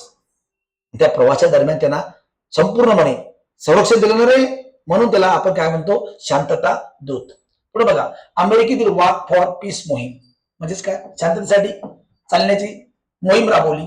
ऑक्टोबर 2025 मध्ये अमेरिकेतील टेक्सास राज्यातील फोर्ट वर्थ, लक्षात घ्या, फोर्ट वर्थ पासून ते राजधानी वॉशिंग्टन DC पर्यंत वॉक फॉर पीस ही भव्य यात्रा सुरू झाली. शांततेसाठी चालली भव्य यात्रा सुरू झाली. वॉशिंग्टन DC अमेरिकेची राजधानी बघा. तर अंतर आणि व्याप्ती, हा प्रवास सुमारे 2300 मैल म्हणजे 3700 किलोमीटर इतका मोठा होता आणि हा अमेरिकेतील 10 पेक्षा जास्त राज्यामधून पूर्ण करण्यात आला. संदेश होता शांतता, करुणा, अहिंसा आणि मानसिक स्वास्थ्याचा संदेश देणे. तुम्हाला लक्षात येईल, सर्वात मोठी वॉक फॉर पीस मोहीम कोणत्या देशात चालवली? अमेरिका. आणि आज लक्षात घ्या, आज देशाला युद्ध नाही, बुद्धाची गरज आहे. युद्धाची गरज नाही बरं. कशाची गरज आहे? बुद्धाची गरज म्हणजे प्रत्येक बौद्धिक संदेशाचा, बौद्धिक विचार करणारा, माहिती का, प्रज्ञा असेल, करुणानुसार जगणारा, शांततेनं राहणारा. आणि बघा, तुम्ही शांत राहून बघा, तुमच्या डोक्यात चांगले विचार येते. आपण आक्रमक राहणं, आपल्याला बोलणंही सुचत नाही. खरंच नाही, अनुभव घेऊन बघा कधीतरी. आपण जेवढं आक्रमक राहू ना, आपल्या मुखातून शब्द सुद्धा जाणार नाही. कारण हार्टबीट, एक्सपान्शन ते वाढते. तुम्ही शांत राहा. आज बघा, आपण जर क्लासमध्ये जर तुम्हाला कोणाला भाषणाला बोलवलं समजा, तर तुम्हाला हार्टबीट वाढलं इथे तुम्हाला, पण इथं भाषण करता नाही येणार, कारण भीती. पण तेच आपण खाली जर गेलो, आपण आपल्या मैत्रिणीला व्यवस्थितपणे किंवा मित्राला आपण व्यवस्थित समजून सांगू शकतो, रूम मध्ये करू शकतो. नंतर वाटतं तिथं काय होते की राव, हार्टबीट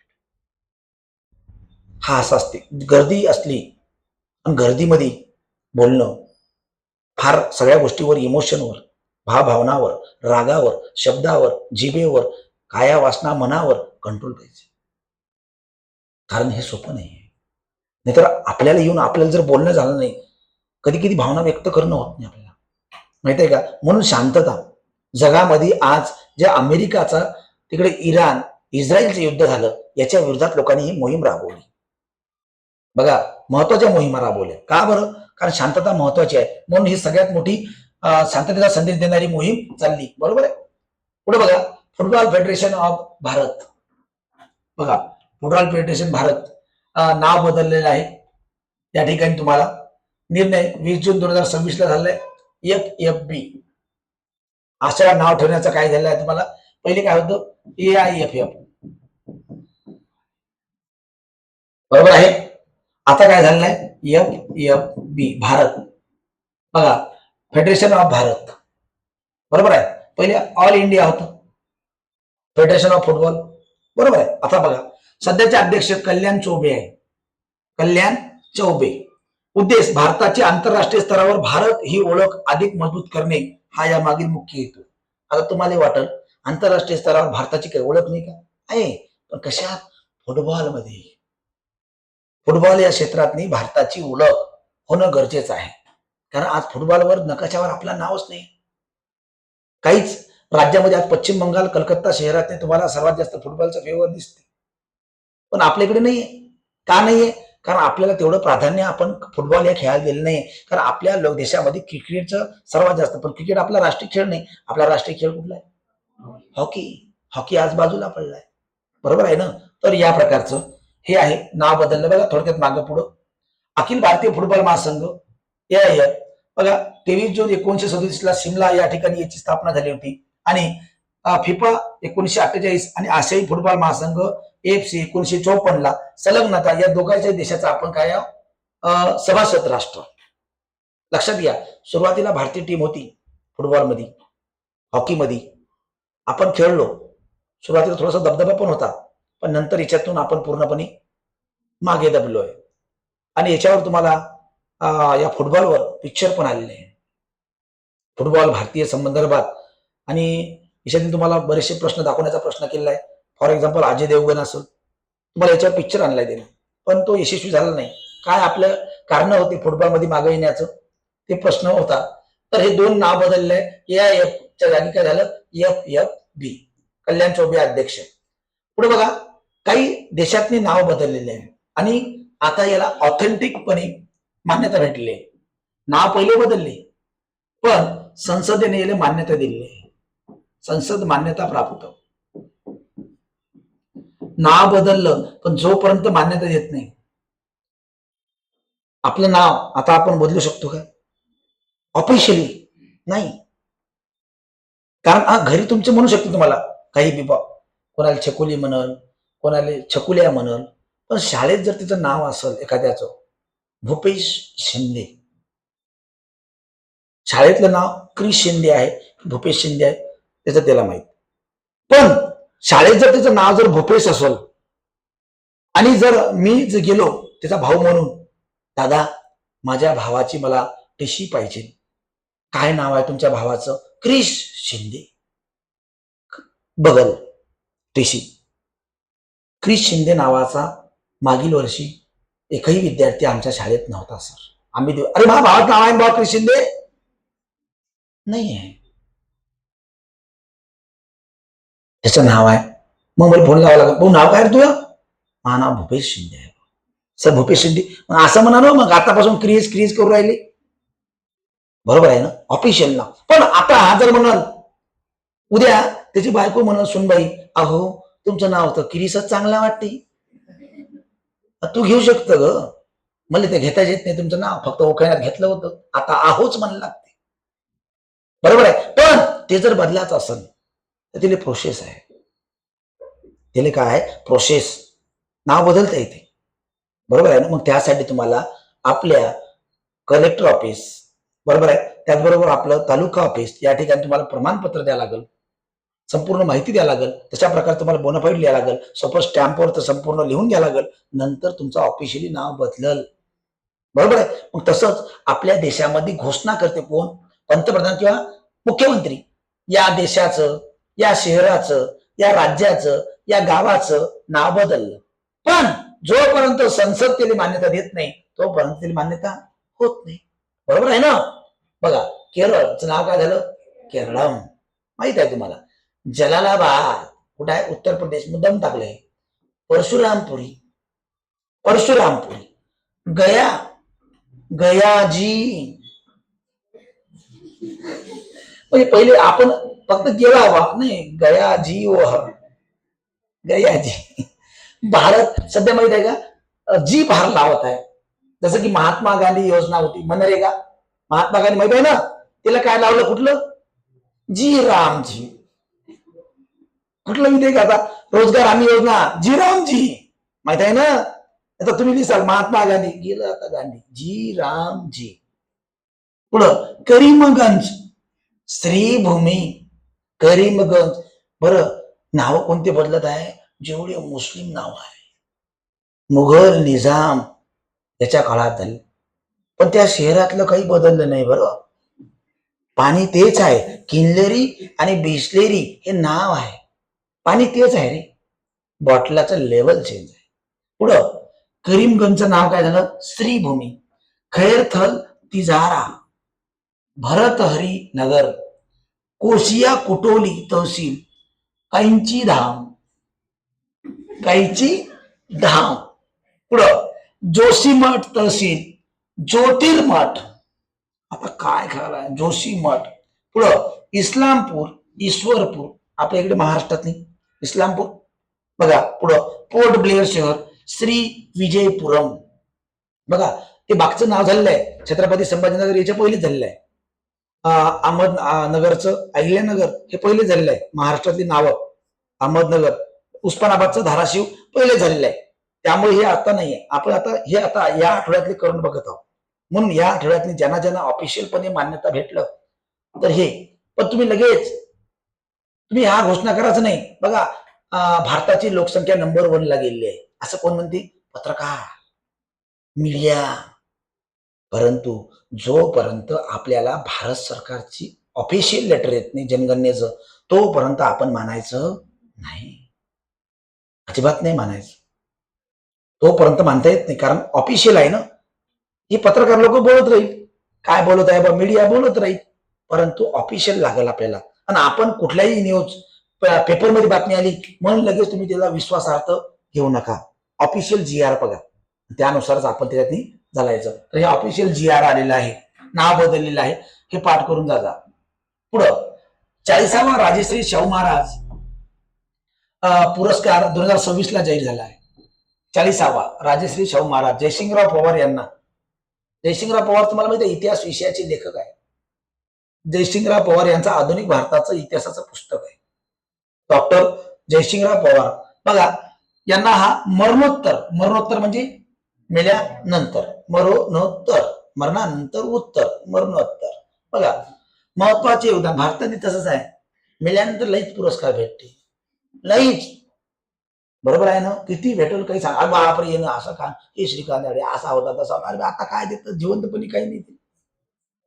भारताने तसंच आहे, मेलो मरणोत्तर. डॉक्टर बाबासाहेब आंबेडकर गेले, मरणोत्तर. बरोबर आहे, जिवंतपणी त्यांचा सत्कार, त्याचा कार्यक्रम, मरणोत्तर. पहिले कोणी काहीच नाही. एखादी बघा, समजा याची सासू असं, काहून गेली ग आई, सासूसाठी रडवली. सासू जेव्हा जिवंत होती तेव्हा पाणी नाही दिलं त्याने.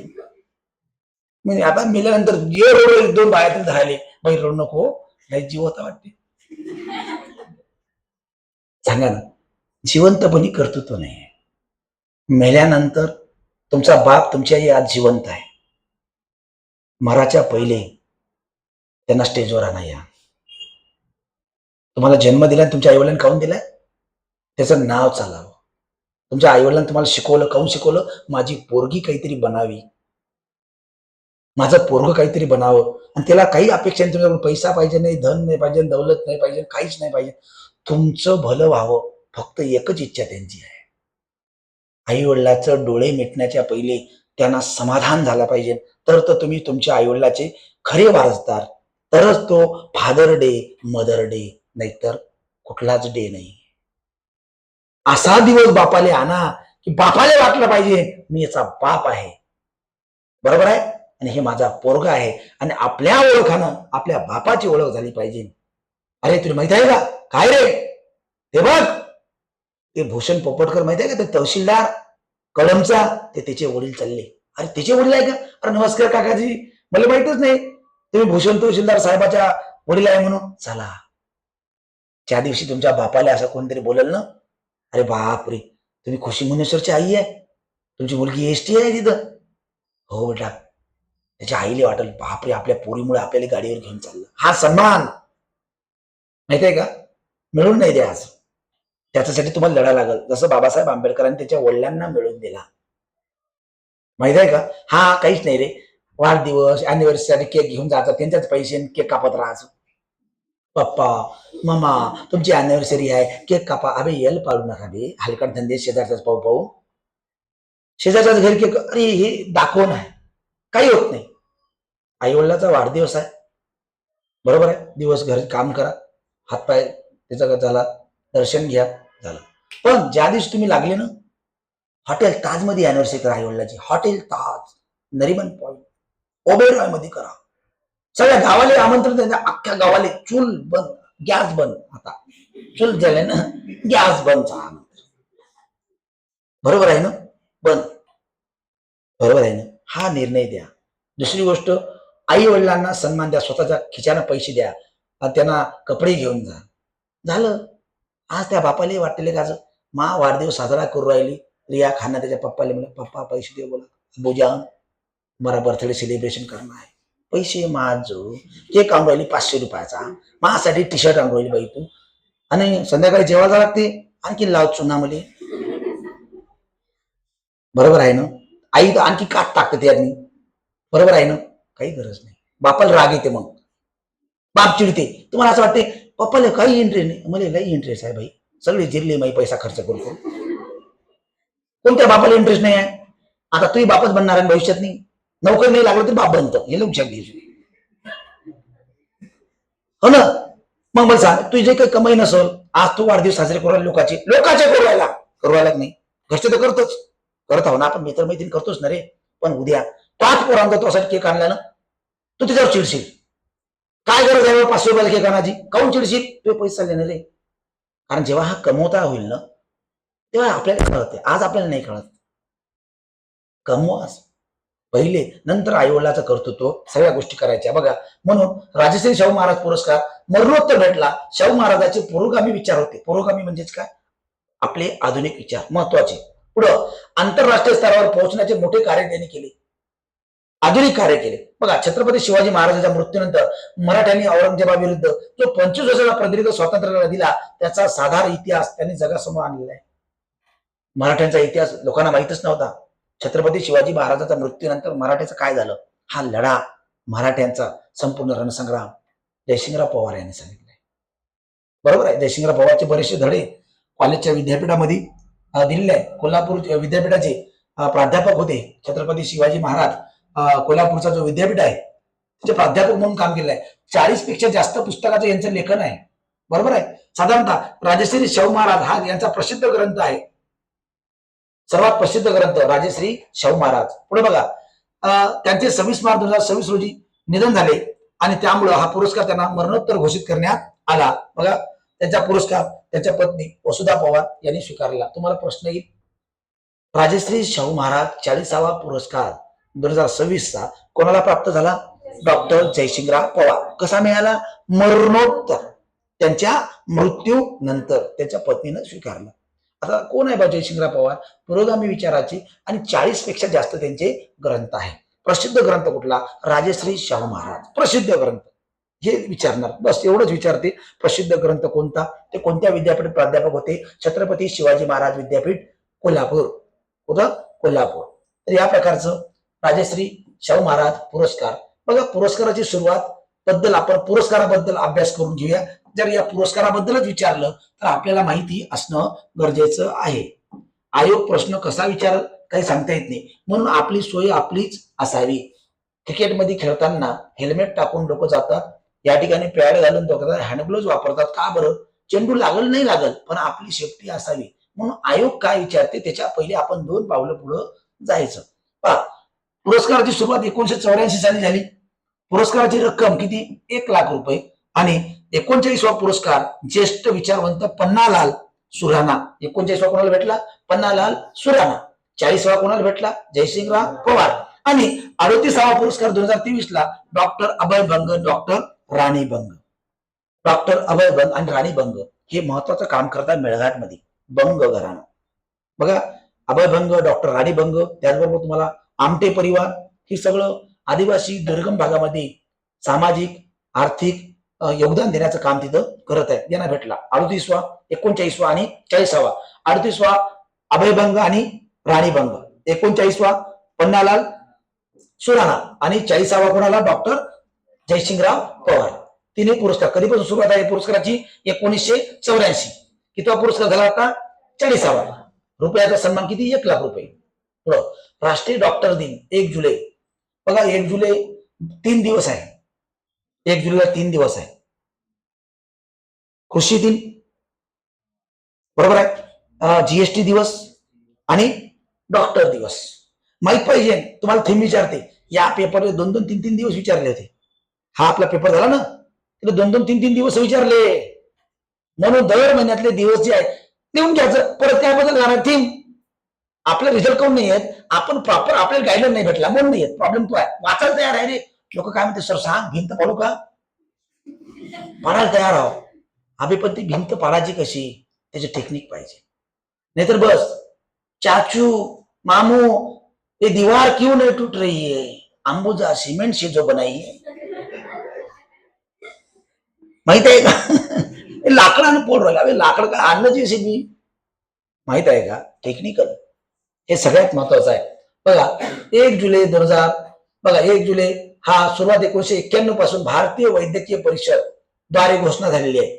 आणि स्मृतिप्रीत्यर्थ डॉक्टर बिधानचंद्र रॉय. बघा भारतातली ज्या काळात डॉक्टर जवळ साहित्य नव्हते, त्या काळात डॉक्टर बिधानचंद्र रॉय यांनी बरेचसे ऑपरेशन करून लोकांचे जीवन वाचवले. माहित आहे का?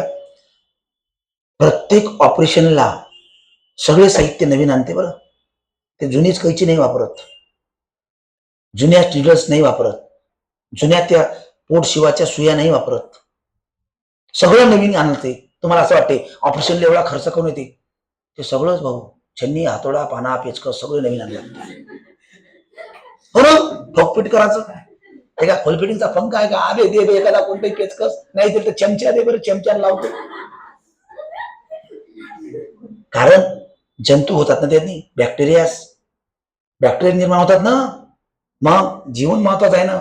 मग तुम्हाला समजा काहीतरी प्रॉब्लेम झाला, समजा पोट तुमचा कापाचा आहे, आता नाही कापू राहिले, लई पाय पोट तुमचा कापत आहे, तर या ठिकाणी तुम्हाला ते इन्फेक्शन कुठलं नाही होता कामा नये. मग त्यामुळं हे विविध बाबी तुम्हाला विकत सगळ्या गोष्टी आणतात. दुसरी गोष्ट, तुमचा पायाचा फ्रॅक्चर झालं किंवा पाय तुटला, आतमध्ये तुम्हाला स्क्रू टाकायचे आहे. कोणते स्क्रू टाकायचे? रॉड टाकायचा आहे, मेटल टाकायचं आहे, सोबत तुम्हाला स्क्रू कुठं बसवायचे आहे माहित आहे का? आतमध्ये प्लेट राहते. पाय तुटला तर प्लेट जोपर्यंत मास येत नाही तोपर्यंत प्लेट काढत नाही. वर टिचेस राहते पूर्ण, ते भरायला वेळ लागते. जखम महिना 2-2 महिने तुम्ही डॉक्टर म्हणते पाय तुटला ना, पाय तसाच ठेवायचा. 15-20 दिवस तर तसाच ठेवा लागते, काहीच नाही हालायचं. बरोबर आहे? हसू नका, साधी गोष्ट नाही. तुमचा नशीब पाय तुटू नये, हात तुटला चालते. खरंच एक हात तुटला माणूस काही हरकत नाही, एक हाताने कुठे फिरते, पण पाय मग सगळी गोष्ट आहे का? पण मला सांगा, आता बघा हा झाला, इथं लावलं तुम्हाला प्लेट, मग मास येते इकडून तिकडून. मास आलं, जखम भरली, तर डॉक्टर त्याचं काय करते? एक्सरे. ते एक्सरे मध्ये पूर्ण आरपार दिसते. झालं बा, भरलं म्हणते, तुम्ही उद्या येऊन जा. मग ते पूर्णपैकी परत कापते पूर्ण, आणि ते प्लेट काढते. प्लेट काढली, परत शिवून देते, आणि बरोबर आता होऊन जाते. म्हणजे सगळं भरलं म्हणते, तुमचं जखम व्यवस्थित भरली. इंजेक्शन देते त्याच्या प्रकारचं, ॲनेस्थेसिया म्हणतात त्याला.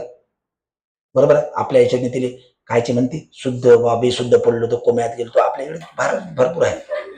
बरोबर आहे ना? आंतरराष्ट्रीय तज्ञाचे डॉक्टर लोक आपल्या इकडं. 2026 ची थीम पहा, 2026. अरे मी काय म्हणतो, ताप आला तर आंघोळ करायला लागत नाही. कोणत्या डॉक्टरनं सांगितलं? कोणत्या डॉक्टरनं? डॉक्टर लोक म्हणते आंघोळ करा.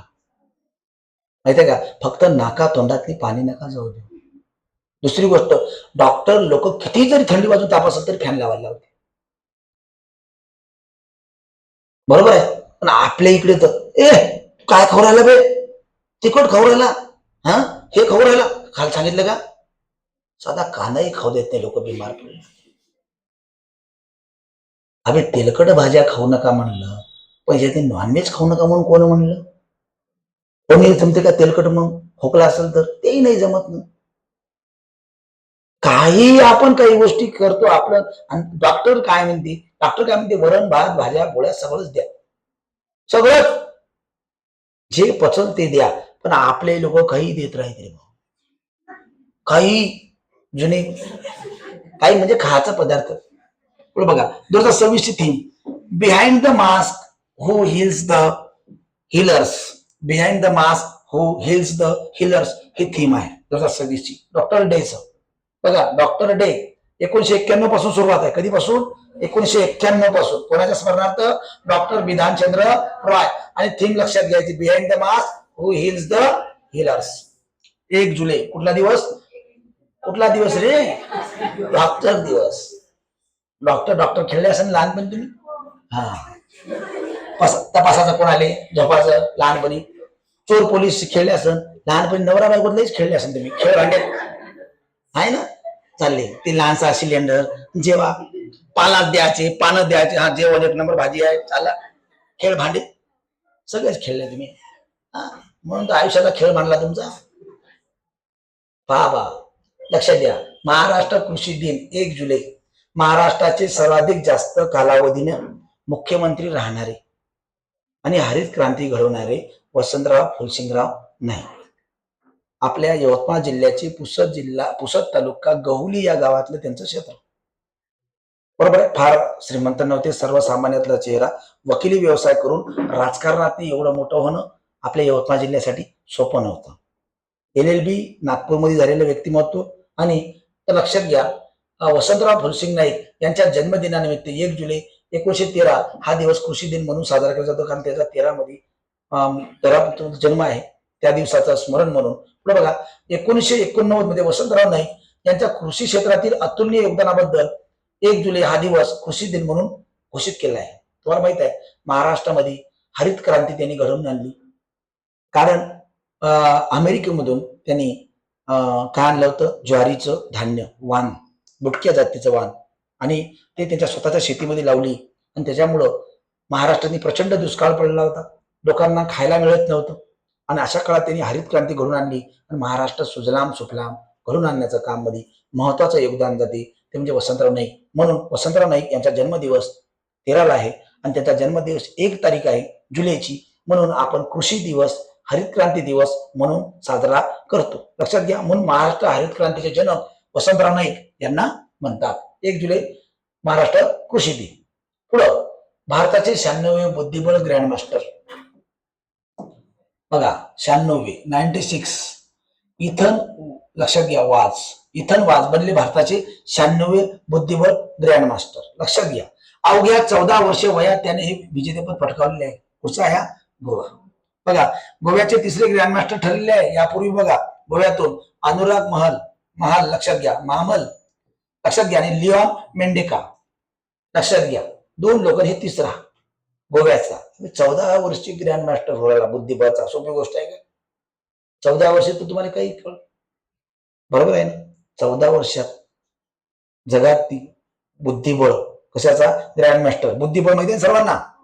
हा, तुम्ही किती खेळत नाही. तुम्ही काय खेळता? चंग अष्ट. बर, काय बुद्धिवान लोक. चला, तर भारताचे 95 ग्रँडमास्टर कोण आहे? अरण्य घोष.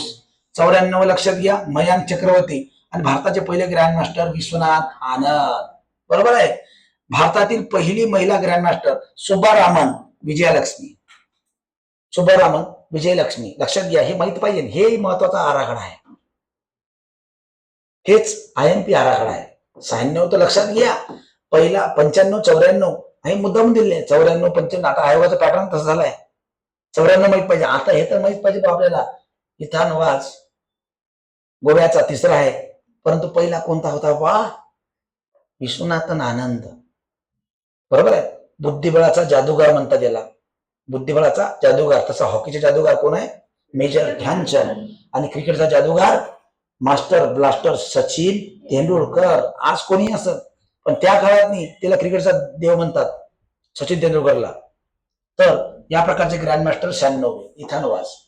बघा, UNSDG सस्टेनेबल डेव्हलपमेंट निर्देशांक 2026. बघा, SDG MDG इकॉनॉमीच्या संदर्भाचा आहे कन्सेप्ट.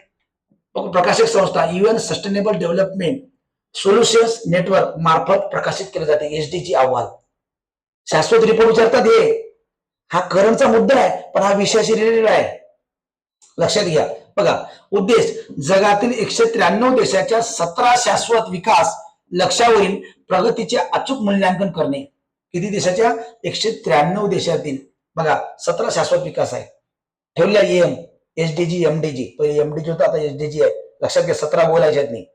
बघा, तर याच्यामध्ये कोणकोणते राष्ट्र आहे SDGच्या नुसार? बघा, नंबर 1 ला, टॉप 1 ला फिनलंड, सेकंड आहे स्वीडन, थर्ड आहे डेन्मार्क, सर्वात शेवटचा 167व्या स्थानावर दक्षिण सुदान हा देश आहे.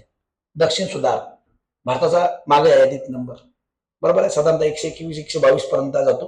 तर प्रमुख जागतिक क्रमवारी टॉप कंट्री मधल्या फिनलंड, SDG शाश्वत विकास म्हणजे पर्यावरण, आरोग्य, त्याचबरोबर आर्थिक स्थिती, सामाजिक स्थिती, सर्व क्षेत्रात फिनलंड नंबर 1 ला आहे, स्वीडन सेकंड, डेन्मार्क 3 ला आहे, दक्षिण सुदान सर्वात शेवटी आहे. पुढे चला, UNSDG बघा 122 वरून आता आपला 2026. बघा 2026 भारतातील कामगिरी. भारताचा क्रमांक 94 क्रमांकावर गेलेला आहे. ही भारताची आतापर्यंतची सर्वोत्तम कामगिरी म्हणली जाते. बघा, ऐतिहासिक प्रगती. 2015 मध्ये भारत 112व्या क्रमांकावर होता. 2015 ते 2026 पर्यंत या काळात भारताने आपल्या क्रमवारीत 18 स्थानाची मोठी सुधारणा केली आहे. बघा, आपण सस्टेनेबल कोरोनाच्या काळापासून आपला गोल खाली गेला. कोरोनाच्या काळामध्ये आपण साधारणतः 118, 119, 120, 122, 123 इथपर्यंत आपण घसरलो होतो, परंतु आता डायरेक्ट आपण आलो 94 पर्यंत. आता का बरं झालं माहिती आहे का? आज आपण इलेक्ट्रिक गाड्या वापरत आहोत आणि सोलर एनर्जी वापरत आहोत. त्याच्यामुळे आपला शाश्वत विकास चांगला होत आहे. चुली बंद झाल्यानं, गॅसचा वापर खेड्यापाड्यात झाल्यानं, उज्ज्वला योजना आणल्यानं, माहिती आहे का, उज्ज्वला आणि उज्ज्वला योजना आणलेल्या आहे. आता बघा, ग्रामीण भागात वीज चोरीच करता येत नाही. काही गावातनी वेगळे वायर बसवलेले आहेत. वायरच बदलले, आकुड्याचे वायरच बदलले. आता आकुडेच टाकता येत नाही. माहित आहे का, प्रत्येकाला मीटर घेणं कंपल्सरीच आहे. पहिले सारखं नाही राहिले आता, माहित आहे का. तर आपल्या भारताने आज बघा चुलीचा वापर बंद झाला. याचा अर्थ काय झालं? कार्बनचं प्रमाण कमी झालं. गाड्याचं, पेट्रोल डिझेलच्या गाड्या कमी झाल्या, याचं प्रमाण काय झालं? आपलं कार्बन मोनॉक्साईडचं प्रमाण कमी झालं. हे कुठेतरी आपलं कमान होत आहे. आणि SDGचा विकास आपला होत आहे. दिवसेंदिवस दारिद्र्य, उपासमार कमी होत आहे, बेरोजगारीचं प्रमाण कमी होत आहे. म्हणून भारतामध्ये काय झालेली आहे? सुधारणा. भारताचा क्रमांक किती आहे सध्या? 94वा. पुढे बघा, 1 जुलै GST दिवस. बघा, भारतात 1 जुलै 2017ला GST संपूर्ण देशामध्ये लागू करण्यात आली. गुड्स अँड सर्व्हिस टॅक्स, याला आपण म्हणतो GST. त्याच्या संदर्भात घटना दुरुस्ती किती आहे? 121 घटना दुरुस्ती. आयुष्यात काही बदल होणं गरजेचं आहे. म्हणून काही लोक बदललेले कराच्या विभागणी GST, one nation one tax, बरोबर आहे, आणि 1 जुलै 2017 पासून संपूर्ण देशामध्ये लागू झालं. आणि लक्षात घ्या, म्हणून GST दिवस आपण पाळतो. एक देश एक कर, एक बाजारपेठ, यासाठी हे आपण नेमलेलं आहे GST. कारण त्या दिवसापासून जे काही घटना दुरुस्ती होती आपली 101 झालेली, त्यांनी संपूर्ण राज्यामध्ये लागू झालेलं. म्हणून 1 जुलै 2017 पासून आपण हा दिवस GST संकलन दिवस म्हणून साजरा करतो. पुढे बघा, पण 2018 पासून घोषणा झाली. GSTचा दिवस पाळायचा कधीपासून? 18 पासून घोषणा केली आपण. पुढे बघा, आंतरराष्ट्रीय बुकर पुरस्कार कोणाला जाहीर झाला? आपण बघितलेलं आहे मागच्या करंटमध्ये. आता आपण इथं काय बघत आहोत? या पुरस्काराचं नाव बदललं. आंतरराष्ट्रीय बुकर पुरस्काराचं नाव बदललं. बुकर पुरस्कार कोणाला भेटतो? आंतरराष्ट्रीय जगातील सर्वात चांगली कादंबरी, याला भेटतो बुकर पुरस्कार. बघा, 2027 महत्वाचे बदल. नवीन नाव बघा, Bookman International Booker Prize, Bookman International Booker Prize हा बदललाय नवीन नाव. आता नवीन प्रायोजक काय, बुकमन फिलॅन्थ्रोपिस. लक्षात घ्या, याला हे प्रायोजक दिलेलं आहे. प्रायोजक म्हणजेच काय, प्रायोजक जसं आपण प्रोड्युसर म्हणतो, बरोबर आहे, त्या पिक्चरला हा प्रोड्यूस करत आहे म्हणजे पैसा लावत आहे, त्याला खर्च करणारी कंपनी म्हणून याला म्हणतो प्रायोजक. म्हणून याचं नाव बदललं. आतापर्यंत बुकर इंडियन ट्रस्ट कडून हा पुरस्कार दिला जायचा, बरोबर आहे, त्या घराण्यातून दिला जायचा. परंतु आता बुकमन फिलॅन्थ्रोपिस या नवीन प्रायोजक कंपनीकडे दिलं आणि याची रक्कम सुद्धा दुप्पट केली आहे. बघा, लेखक आणि अनुवादक या दोघांना वाटप आहे. लेखक आणि अनुवादक दोघांना पण भेटते बुकर प्राइज, माहिती आहे तुम्हाला. बघा पुढं शॉर्टलिस्ट पुरस्कार पुस्तकाला बघा साधारणतः डॉलरमध्ये 5,000 आणि लेखक बघा 2,500 रुपये डॉलरमध्ये, अनुवादक डॉलरमध्ये 2,500 रुपये, या प्रकारचा तुम्हाला सन्मान दिला जातो. बुकर प्राइज अवॉर्ड मध्ये काय बदललं, बुकर पुरस्काराचं नाव, बुकर पुरस्काराचं नाव बदललं सर्वात महत्वाचं हे. आणि दुसरी गोष्ट, रक्कम दुप्पट. दोन गोष्टी, बुकर प्राइज कोणाला भेटलं, कादंबरी तुम्हाला माहिती आहे ती पाहून घ्या. आणि मागच्या सगळ्या गोष्टी आपल्या करंटच्या लेक्चरमध्ये आहे किंवा आपल्या पुस्तकात आहे, बुलेटिन मध्ये. पुढं आंतरराष्ट्रीय प्लास्टिक मुक्त दिन 3 जुलै. बघा 3 जुलै म्हणजे आता आपण जवळ आलेलो, तारखा जवळ आल्या म्हणजे संपाचं समजून घ्यायचं की आपला आजची तारीख आहे 4. सगळ्या आठवड्याभरातल्या सगळ्या घडामोडी आपण घेण्याचा प्रयत्न करत असतो. दरवर्षी 3 जुलै हा पाळला जातो. एकदाच वापरल्या जाणाऱ्या प्लास्टिक पिशव्याचा वापर कमी करणे. बघा आपण जातो म्हणजे एकदाच वापर, बघा आपण भाजीपाला आणतो ते परत वापरतो का पिशवी, नाही, काही लोक वापरत असत. पण आपण कपड्याची पिशवी वापरतो, ते आपण काहीतरी साहित्यासाठी आणखी वापरता येतो, कारण ती कशी असते, थोडीशी रफ राहते ना, नाजूक नसते, ते आपण वापरतो. मोठमोठ्या पिशव्या आपण फेकत नाही, ते आपण बरोबर घरी ठेवतो. परंतु प्लास्टिकच्या म्हणतो, कापडाचा नाही, प्लास्टिक पिशव्याचा, ती जे नाजूक पिशव्या आहे ते यूज अँड थ्रो आपण करतात, त्या यूज करण्यापेक्षा चांगल्या पिशव्या वापरायचा, शक्यतो प्लास्टिकच्या वापराचाच नाही. कारण जो आपण भाजीपाला आहे, केळ्याच्या साली आहे, की आपण घरातलं, काही लोक काय करतात, घरातलं खरकट जरी असेल, कचरा जरी असेल तर पिशवीतनी आपण टाकतो आणि भिर करून फेकून देतो. जय महाराष्ट्र, बरोबर आहे ना. काही मुलं मुली तर बस वरचे राहणार आणि सेकंड फ्लोअरला त्याची रूम आहे ना, समोर जर ग्राउंड असला ना, विशेष नाही, भरला कचरा संध्याकाळी 10च्या नंतर काही घेणं नाही आपल्याला. पण लक्षात घ्या, जनावर खातात, लक्षात घ्या, जनावर खातात. आणि जनावरांना गाठ सोडता येईल का, बरोबर आहे ना. आपल्याला तर सोडता येत नाही गाठ बांधली तर, कारण काही आतल्या गाठीचे लोक असतात गाठ बांधणारे, बरोबर आहे ना. गाठ आपल्याला सोडता येत नाही, जनावर सोडता येईल का. मग जनावर ते फाडतात आणि जनावर ते प्लास्टिक खातात. असे कितीतरी जनावर मरतात, माहित आहे का. सोबत प्लास्टिक कितीतरी दिवस लागते याला झिजायला, नाहीच व्हायला. त्यामुळं आपली पिशवी घेऊन जायची ना, कुठे कोण देत असेल तर नको बाबा. तुम्ही म्हणसाल जग सगळं वापरलं, मग मी काय, जाऊ दे ना. अख्खं जरी खराब असेल तर तू चांगला आहे भाऊ, मग तुझ्यावर दुनिया डीपी नाही ना, असं समज. तूच चांगला आहे देशात आता, बस बाकी सगळे खराब झाले. एक तर आहे, सगळे आंबेडकर बनल का, आंबेडकर एक आहे, गांधी एक आहे, छत्रपती शिवाजी महाराज एक आहे, मग तू पण एक आहे. असं विचार करायचा. आपल्या एकानं काय होईल, एकानं बरंच काही होऊ शकते, एकानं बरंच काही होऊ शकते. एवढा मोठा मोर्चा तुम्ही काढला, बरोबर आहे ना, एकानं बरंच काही होऊ शकते. एक विद्यार्थी गेला, त्या विद्यार्थ्यानं 100 विद्यार्थी जमा केले, 100 500 700 800 1000 पर्यंत. हा आपल्या एका लोकाचा, एक माणसाचा हा कामगिरीचा प्रभाव आहे. बघा, तर पर्यावरण, वन्यजीव, सागरी जीवांचे प्लास्टिक पासून होणारे प्रदूषण, पाण्यामध्ये तर बघा मासे मरून जातात, जलचर प्राणी मरतात. मग कशाला मारवतात, खून केला तुम्ही, मर्डर करासाठी हातात चाकूच नाही घ्यायला लागत. काही लोक झाडं मारून टाकते, झाड. बघा आता तुम्ही रस्त्यात चालले, तुमच्या मोटरसायकल असेल किंवा 4 व्हीलर असेल, एखादं झाड उभं राहिलं असेल लिंबाचं, आणि मनुष्यान ठेवला पाय, मेलं झाड, खून केला तुम्ही आज झाडाचा. पर्यावरण प्रेमी याच्यावर काय टाकल, खून म्हणजे काय माणसाचाच करणं का रे. मग तुळस, काही लोकांच्या दारात तुळस भरपूर लावून राहते. आता गवत झाला की लोक तुळस बाकीचे काढून टाकतात, तोडून फेकून दे, एकच आहे तुळस, बस झालं. तुळस 100 असेल तर ठेवा, ऑक्सिजन चांगला आहे, सर्वात चांगलं आहे, बरोबर आहे ना. तर हे पाहून घ्यायचं, काही काही महत्वाच्या घटना आणि घडामोडी असतात.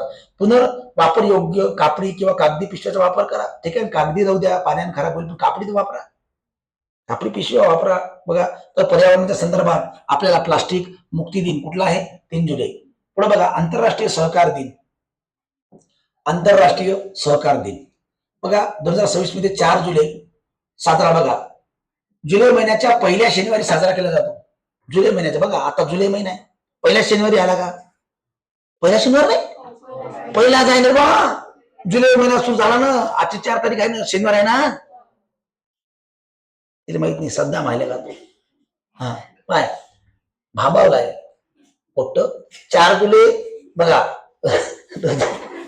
सहकार दिवस. बघा, सहकार चळवळीचे सामाजिक, आर्थिक आणि शाश्वत विकासातील योगदान अधोरेखित करण्यासाठी 4 जुलै हा कुठला दिवस?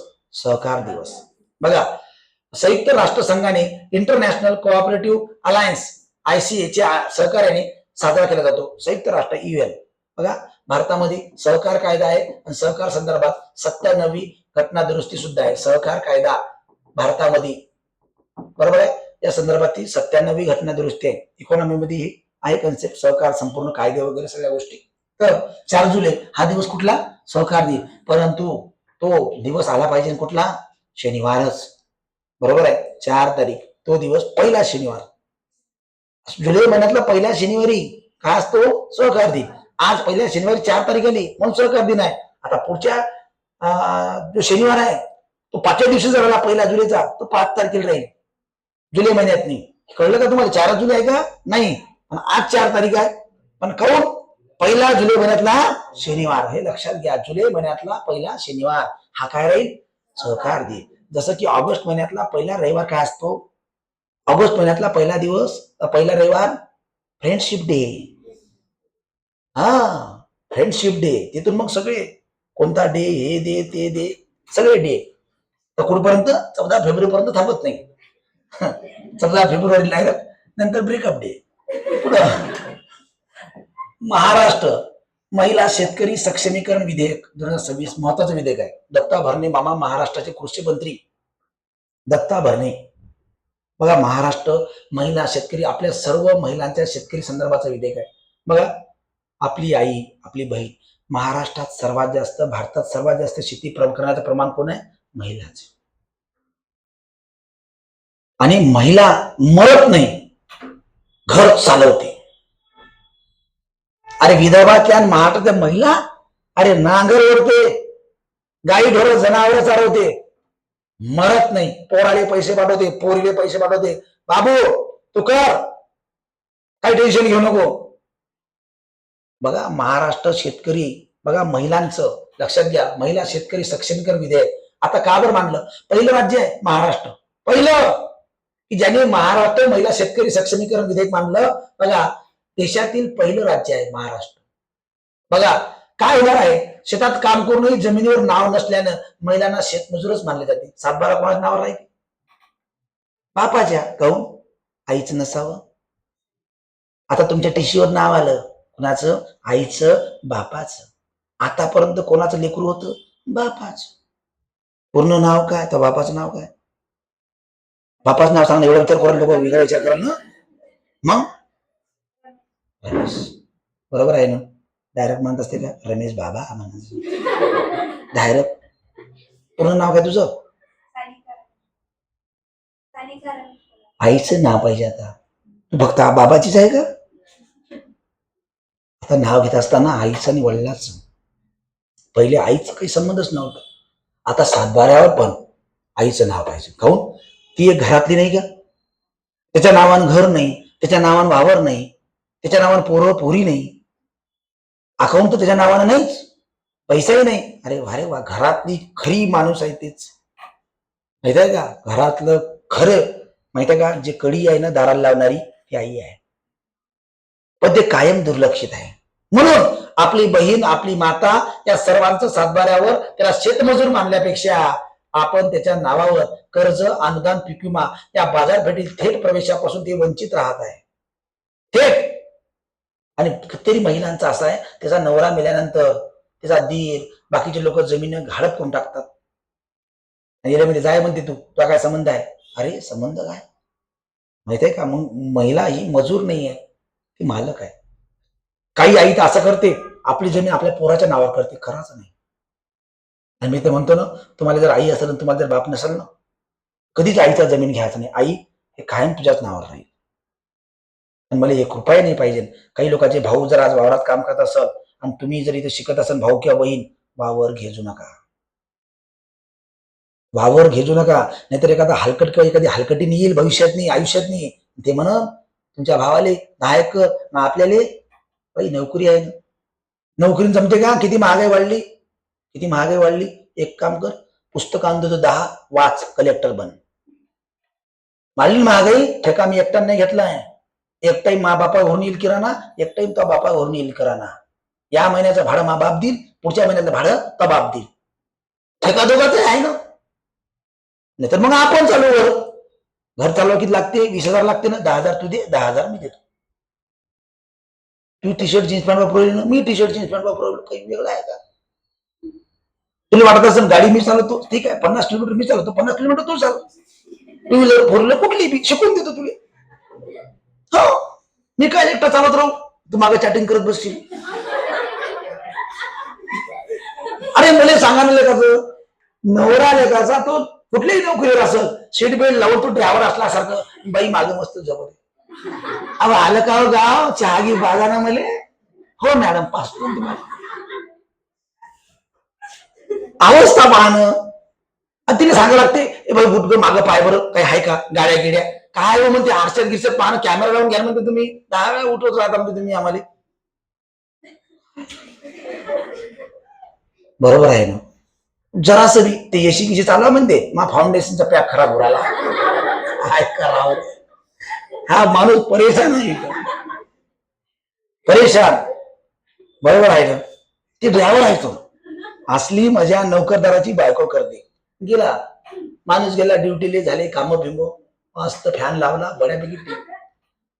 क्योंकि कभी सास भी बहू थी, कसोटी जिंदगी, कुमकुम प्यारा सा बंधन. सिरियल पाहू राहील बाई. आता भूक लागली वाटते बा, चला काही आहे का? चला शंकरपाळी, लाडू, चकल्या सुरू आला. हा काय म्हणता, आहे काय चालू आहे, काय बोलत ताई, काय म्हणतं, चालू झालं. हा वेरे आहे, ठीक आहे, झालं. नंतर टिंग टॉंग घरी. किती वाजले मला काय माहिती. हा, ड्युटी तर 5 सुट्टी, 7 राहिले तुम्ही. तुम्हाला काय सांगितलं होतं मी? काय सांगितलं होतं? बाहेरून भाजी आणजा, मी आज स्वयंपाक करणार नाही, हे पहिले सांगितलं होतं. हो का? माणसाले पहिलेच वाटते मी आज गुन्हा केलाय. आलाय तू गेट उघडल्या बरोबर, आणि तो 2-3 वेळा बेल वाजवतो. बरोबर आहे ना. झालं, पाणी घेणे, पाणी विचारा, फॅन लावा, दिवसभर कष्ट करून आलाय, त्याला चहा द्या. हा, पिशवी देते, दूध घेऊन या. का सकाळी तर घेतलं होतं ना, मांजरीन पिलं. कोणती मांजर? आपल्या घरी बोक्या कधीच येत नाही का?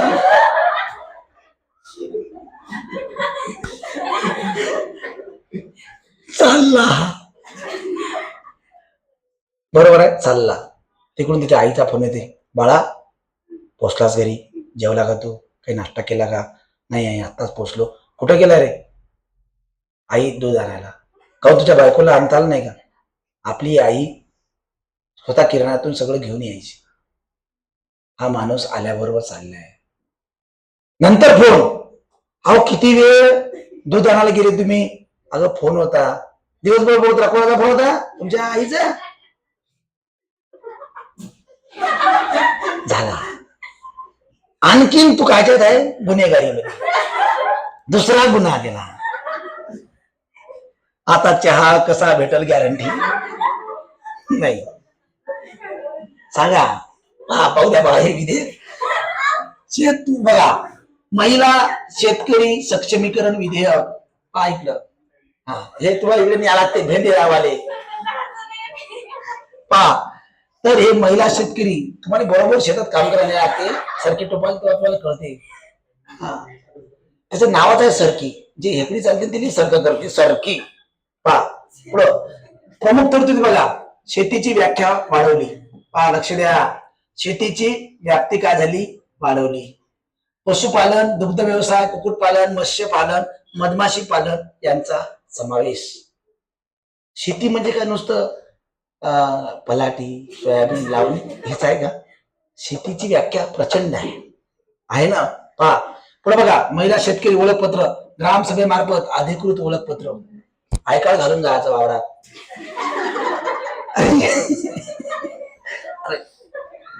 विधेयक आहे ना बा वावरात. ग्रामसभेमार्फत आयकर कोण भेटल? ग्रामसभेमार्फत. अरे मी काय म्हणतो, आम्ही शासनात नोकरी करता, आपण महाराष्ट्रात आयकर घालून येतात का? बरोबर आहे की नाही? पण मग सांगा, ही पोरगी लागली काय झाडू मारायला, इथे काय म्हणते चपराशी. पण ते चांगलं म्हणते, मी काय म्हणते पिऊन आहो, म्हणजे इंग्लिशमध्ये पिऊन म्हणजे चपराशी. बरोबर आहे ना? चालली. आता मला सांगा, हे झाडूच मारायचं काम आहे, पण कर्मचारी आहे, आयकर घालते महाराष्ट्र शासनाचा. मग आपल्या घरी कोणी सालदार असेल, काम करणार असेल, तो झाडू तरी मारत असेल, त्याला आपण काय म्हणतो बा, गडी माणूस आहे. पण त्याचे ओळखपत्र असलं पाहिजे. पुढे बघा, जमीन नावावर नसली तरी शेती करणाऱ्या महिलांना शेतकरी दर्जा दिला पाहिजे. शेतकरीचा दर्जा, नुसतं शेतकरीच नाही आहे बा. आता काही म्हणतात तुझा बाप काय करतो बा? सर मा बाप नाही का शेतकरी आहे. मग तुझी आई? काही नाही सर, गृहिणी आहे. गृहिणी नाही, शेतकरी नाही. बरोबर आहे ना? जसं डॉक्टरचं डॉक्टरीन ती बाई असते का? नाही. कलेक्टरचं कलेक्टरीन, मास्तरचं मास्तरीन. तसं झालं राव. मी आमच्या खेड्यात गेलो, गणपतीची आरती होती आणि एक बाई तिथे आली, म्हणे मास्तरीन बाईच्या हातानं आरती उद्या म्हणे आज. अरे बापरे, मला बोलवले का मास्तरीन बाईच्या हस्ते? म्हणलं या ठिकाणी गणपतीची आरती. ठीक आहे बा. मग ते झाल्यानंतर मॅडमला विचारलं, मॅडम बसा. बरोबर आहे मॅडम, तुमचं काय झालं? म्हणलं डीएड बीएड एम एड. माझं काहीच नाही झालं म्हणे. हा नाही, मास्तरीन बाई म्हणे. म्हटलं नाही, आमचे हे आहे ना म्हणे. हा तुमचे हे म्हणजे तुमचे हे कोण आहे? महिने तू सांगू म्हणजे मानवऱ्याचं नाव. बरोबर आहे. मग ती सांगते यांचं. अर तुझी बाई बघा, तुमचं शिक्षण काही नाही म्हणे, मी 10वी नापास आहे. मग तुम्हाला मास्तर कसा भेटला? मा बापाजवळ लई बनलं होते म्हणे. मा बापाजवळ लई बनलं होते, तर अजून एका बाजूला मास्तर बसला आणि एका बाजूला नोटा ठेवल्या म्हणे बापानं, म्हणून मी आली. आणि मला काय भेटलं दर्जा? मग मास्तरी. आणि ही पोटी MA BEd MSc. तू काही आहे का ग? नाही, मी काय आहो, शेतकरी. हा दर्जा सुद्धा भेटत नाहीये, कळलं का? नवऱ्यानुसार बायकोचा दर्जा, डॉक्टर डॉक्टरीन, मास्तर मास्तरीन, कलेक्टर कलेक्टरीन, या प्रकारचं. बरोबर. थेट लाभ, कृषी कर्ज, बियाणे, खते, शासकीय अनुदान आणि बाजारपेठेत थेट प्रवेश भेटणार आहे. आणि शेतकऱ्यांसाठी महिलांना स्वतंत्र निधी बघा. त्यानंतर कौशल्य विकास विशेष सहाय्य कार्यक्रम आणि जिल्हा व तालुका स्तरावर नियुक्ती कोणाची? महिला शेतकरी अधिकारींची, कृषी अधिकारी. झाला पाहिजे ना, महिला कृषी अधिकारी असल्या पाहिजे. अलीकडे तुम्हाला माहिती आहे, BSc ऍग्रिकल्चर करणाऱ्याला काहीच उपयोग नाही राव. BSc MSc ऍग्रिकल्चर करून लोक सगळे पडीक झाले. बरोबर आहे ना? म्हणून महिला शेतकरी सक्षमीकरण विधेयक महाराष्ट्र पहिलं शासन आहे, त्यांनी हा विधेयक आणलेला आहे. बरोबर आहे. आजच्या महत्वाच्या घडामोडी आपण जेवढे काही बघितलेले आहे, तुम्ही काय करायचं, तुमच्या पेजवर तुम्ही पहिले नोट करायचं आणि त्याच्यात IMP जेवढ्या काही न्यूज आहे ते बघायचं. बरोबर आहे. पुढची जे कोणी एक्झाम असेल तुमची साधारणतः, तर 2025, 2026 आणि 2027 या 3 वर्षाचा करंट करा. कारण यावेळेस कंबाईनच्या पेपरला, ग्रुप C ला तसंच विचारलं 3 वर्षाचं. म्हणून सगळ्या चालू घडामोडींचा विचार करायचा आहे. आपल्या युट्यूब चॅनलला सगळ्या चालू घडामोडीचे लेक्चर आहे, सगळेच. बरोबर आहे. तर ह्या सगळ्या घडामोडी तुम्ही बघा. आणि काही न्यूजची जर तुम्हाला PDF लागत असेल तर पार्थ MPSC या टेलिग्राम चॅनलवर आपल्या उपलब्ध आहे. तोपर्यंत धन्यवाद. जय हिंद, जय महाराष्ट्र.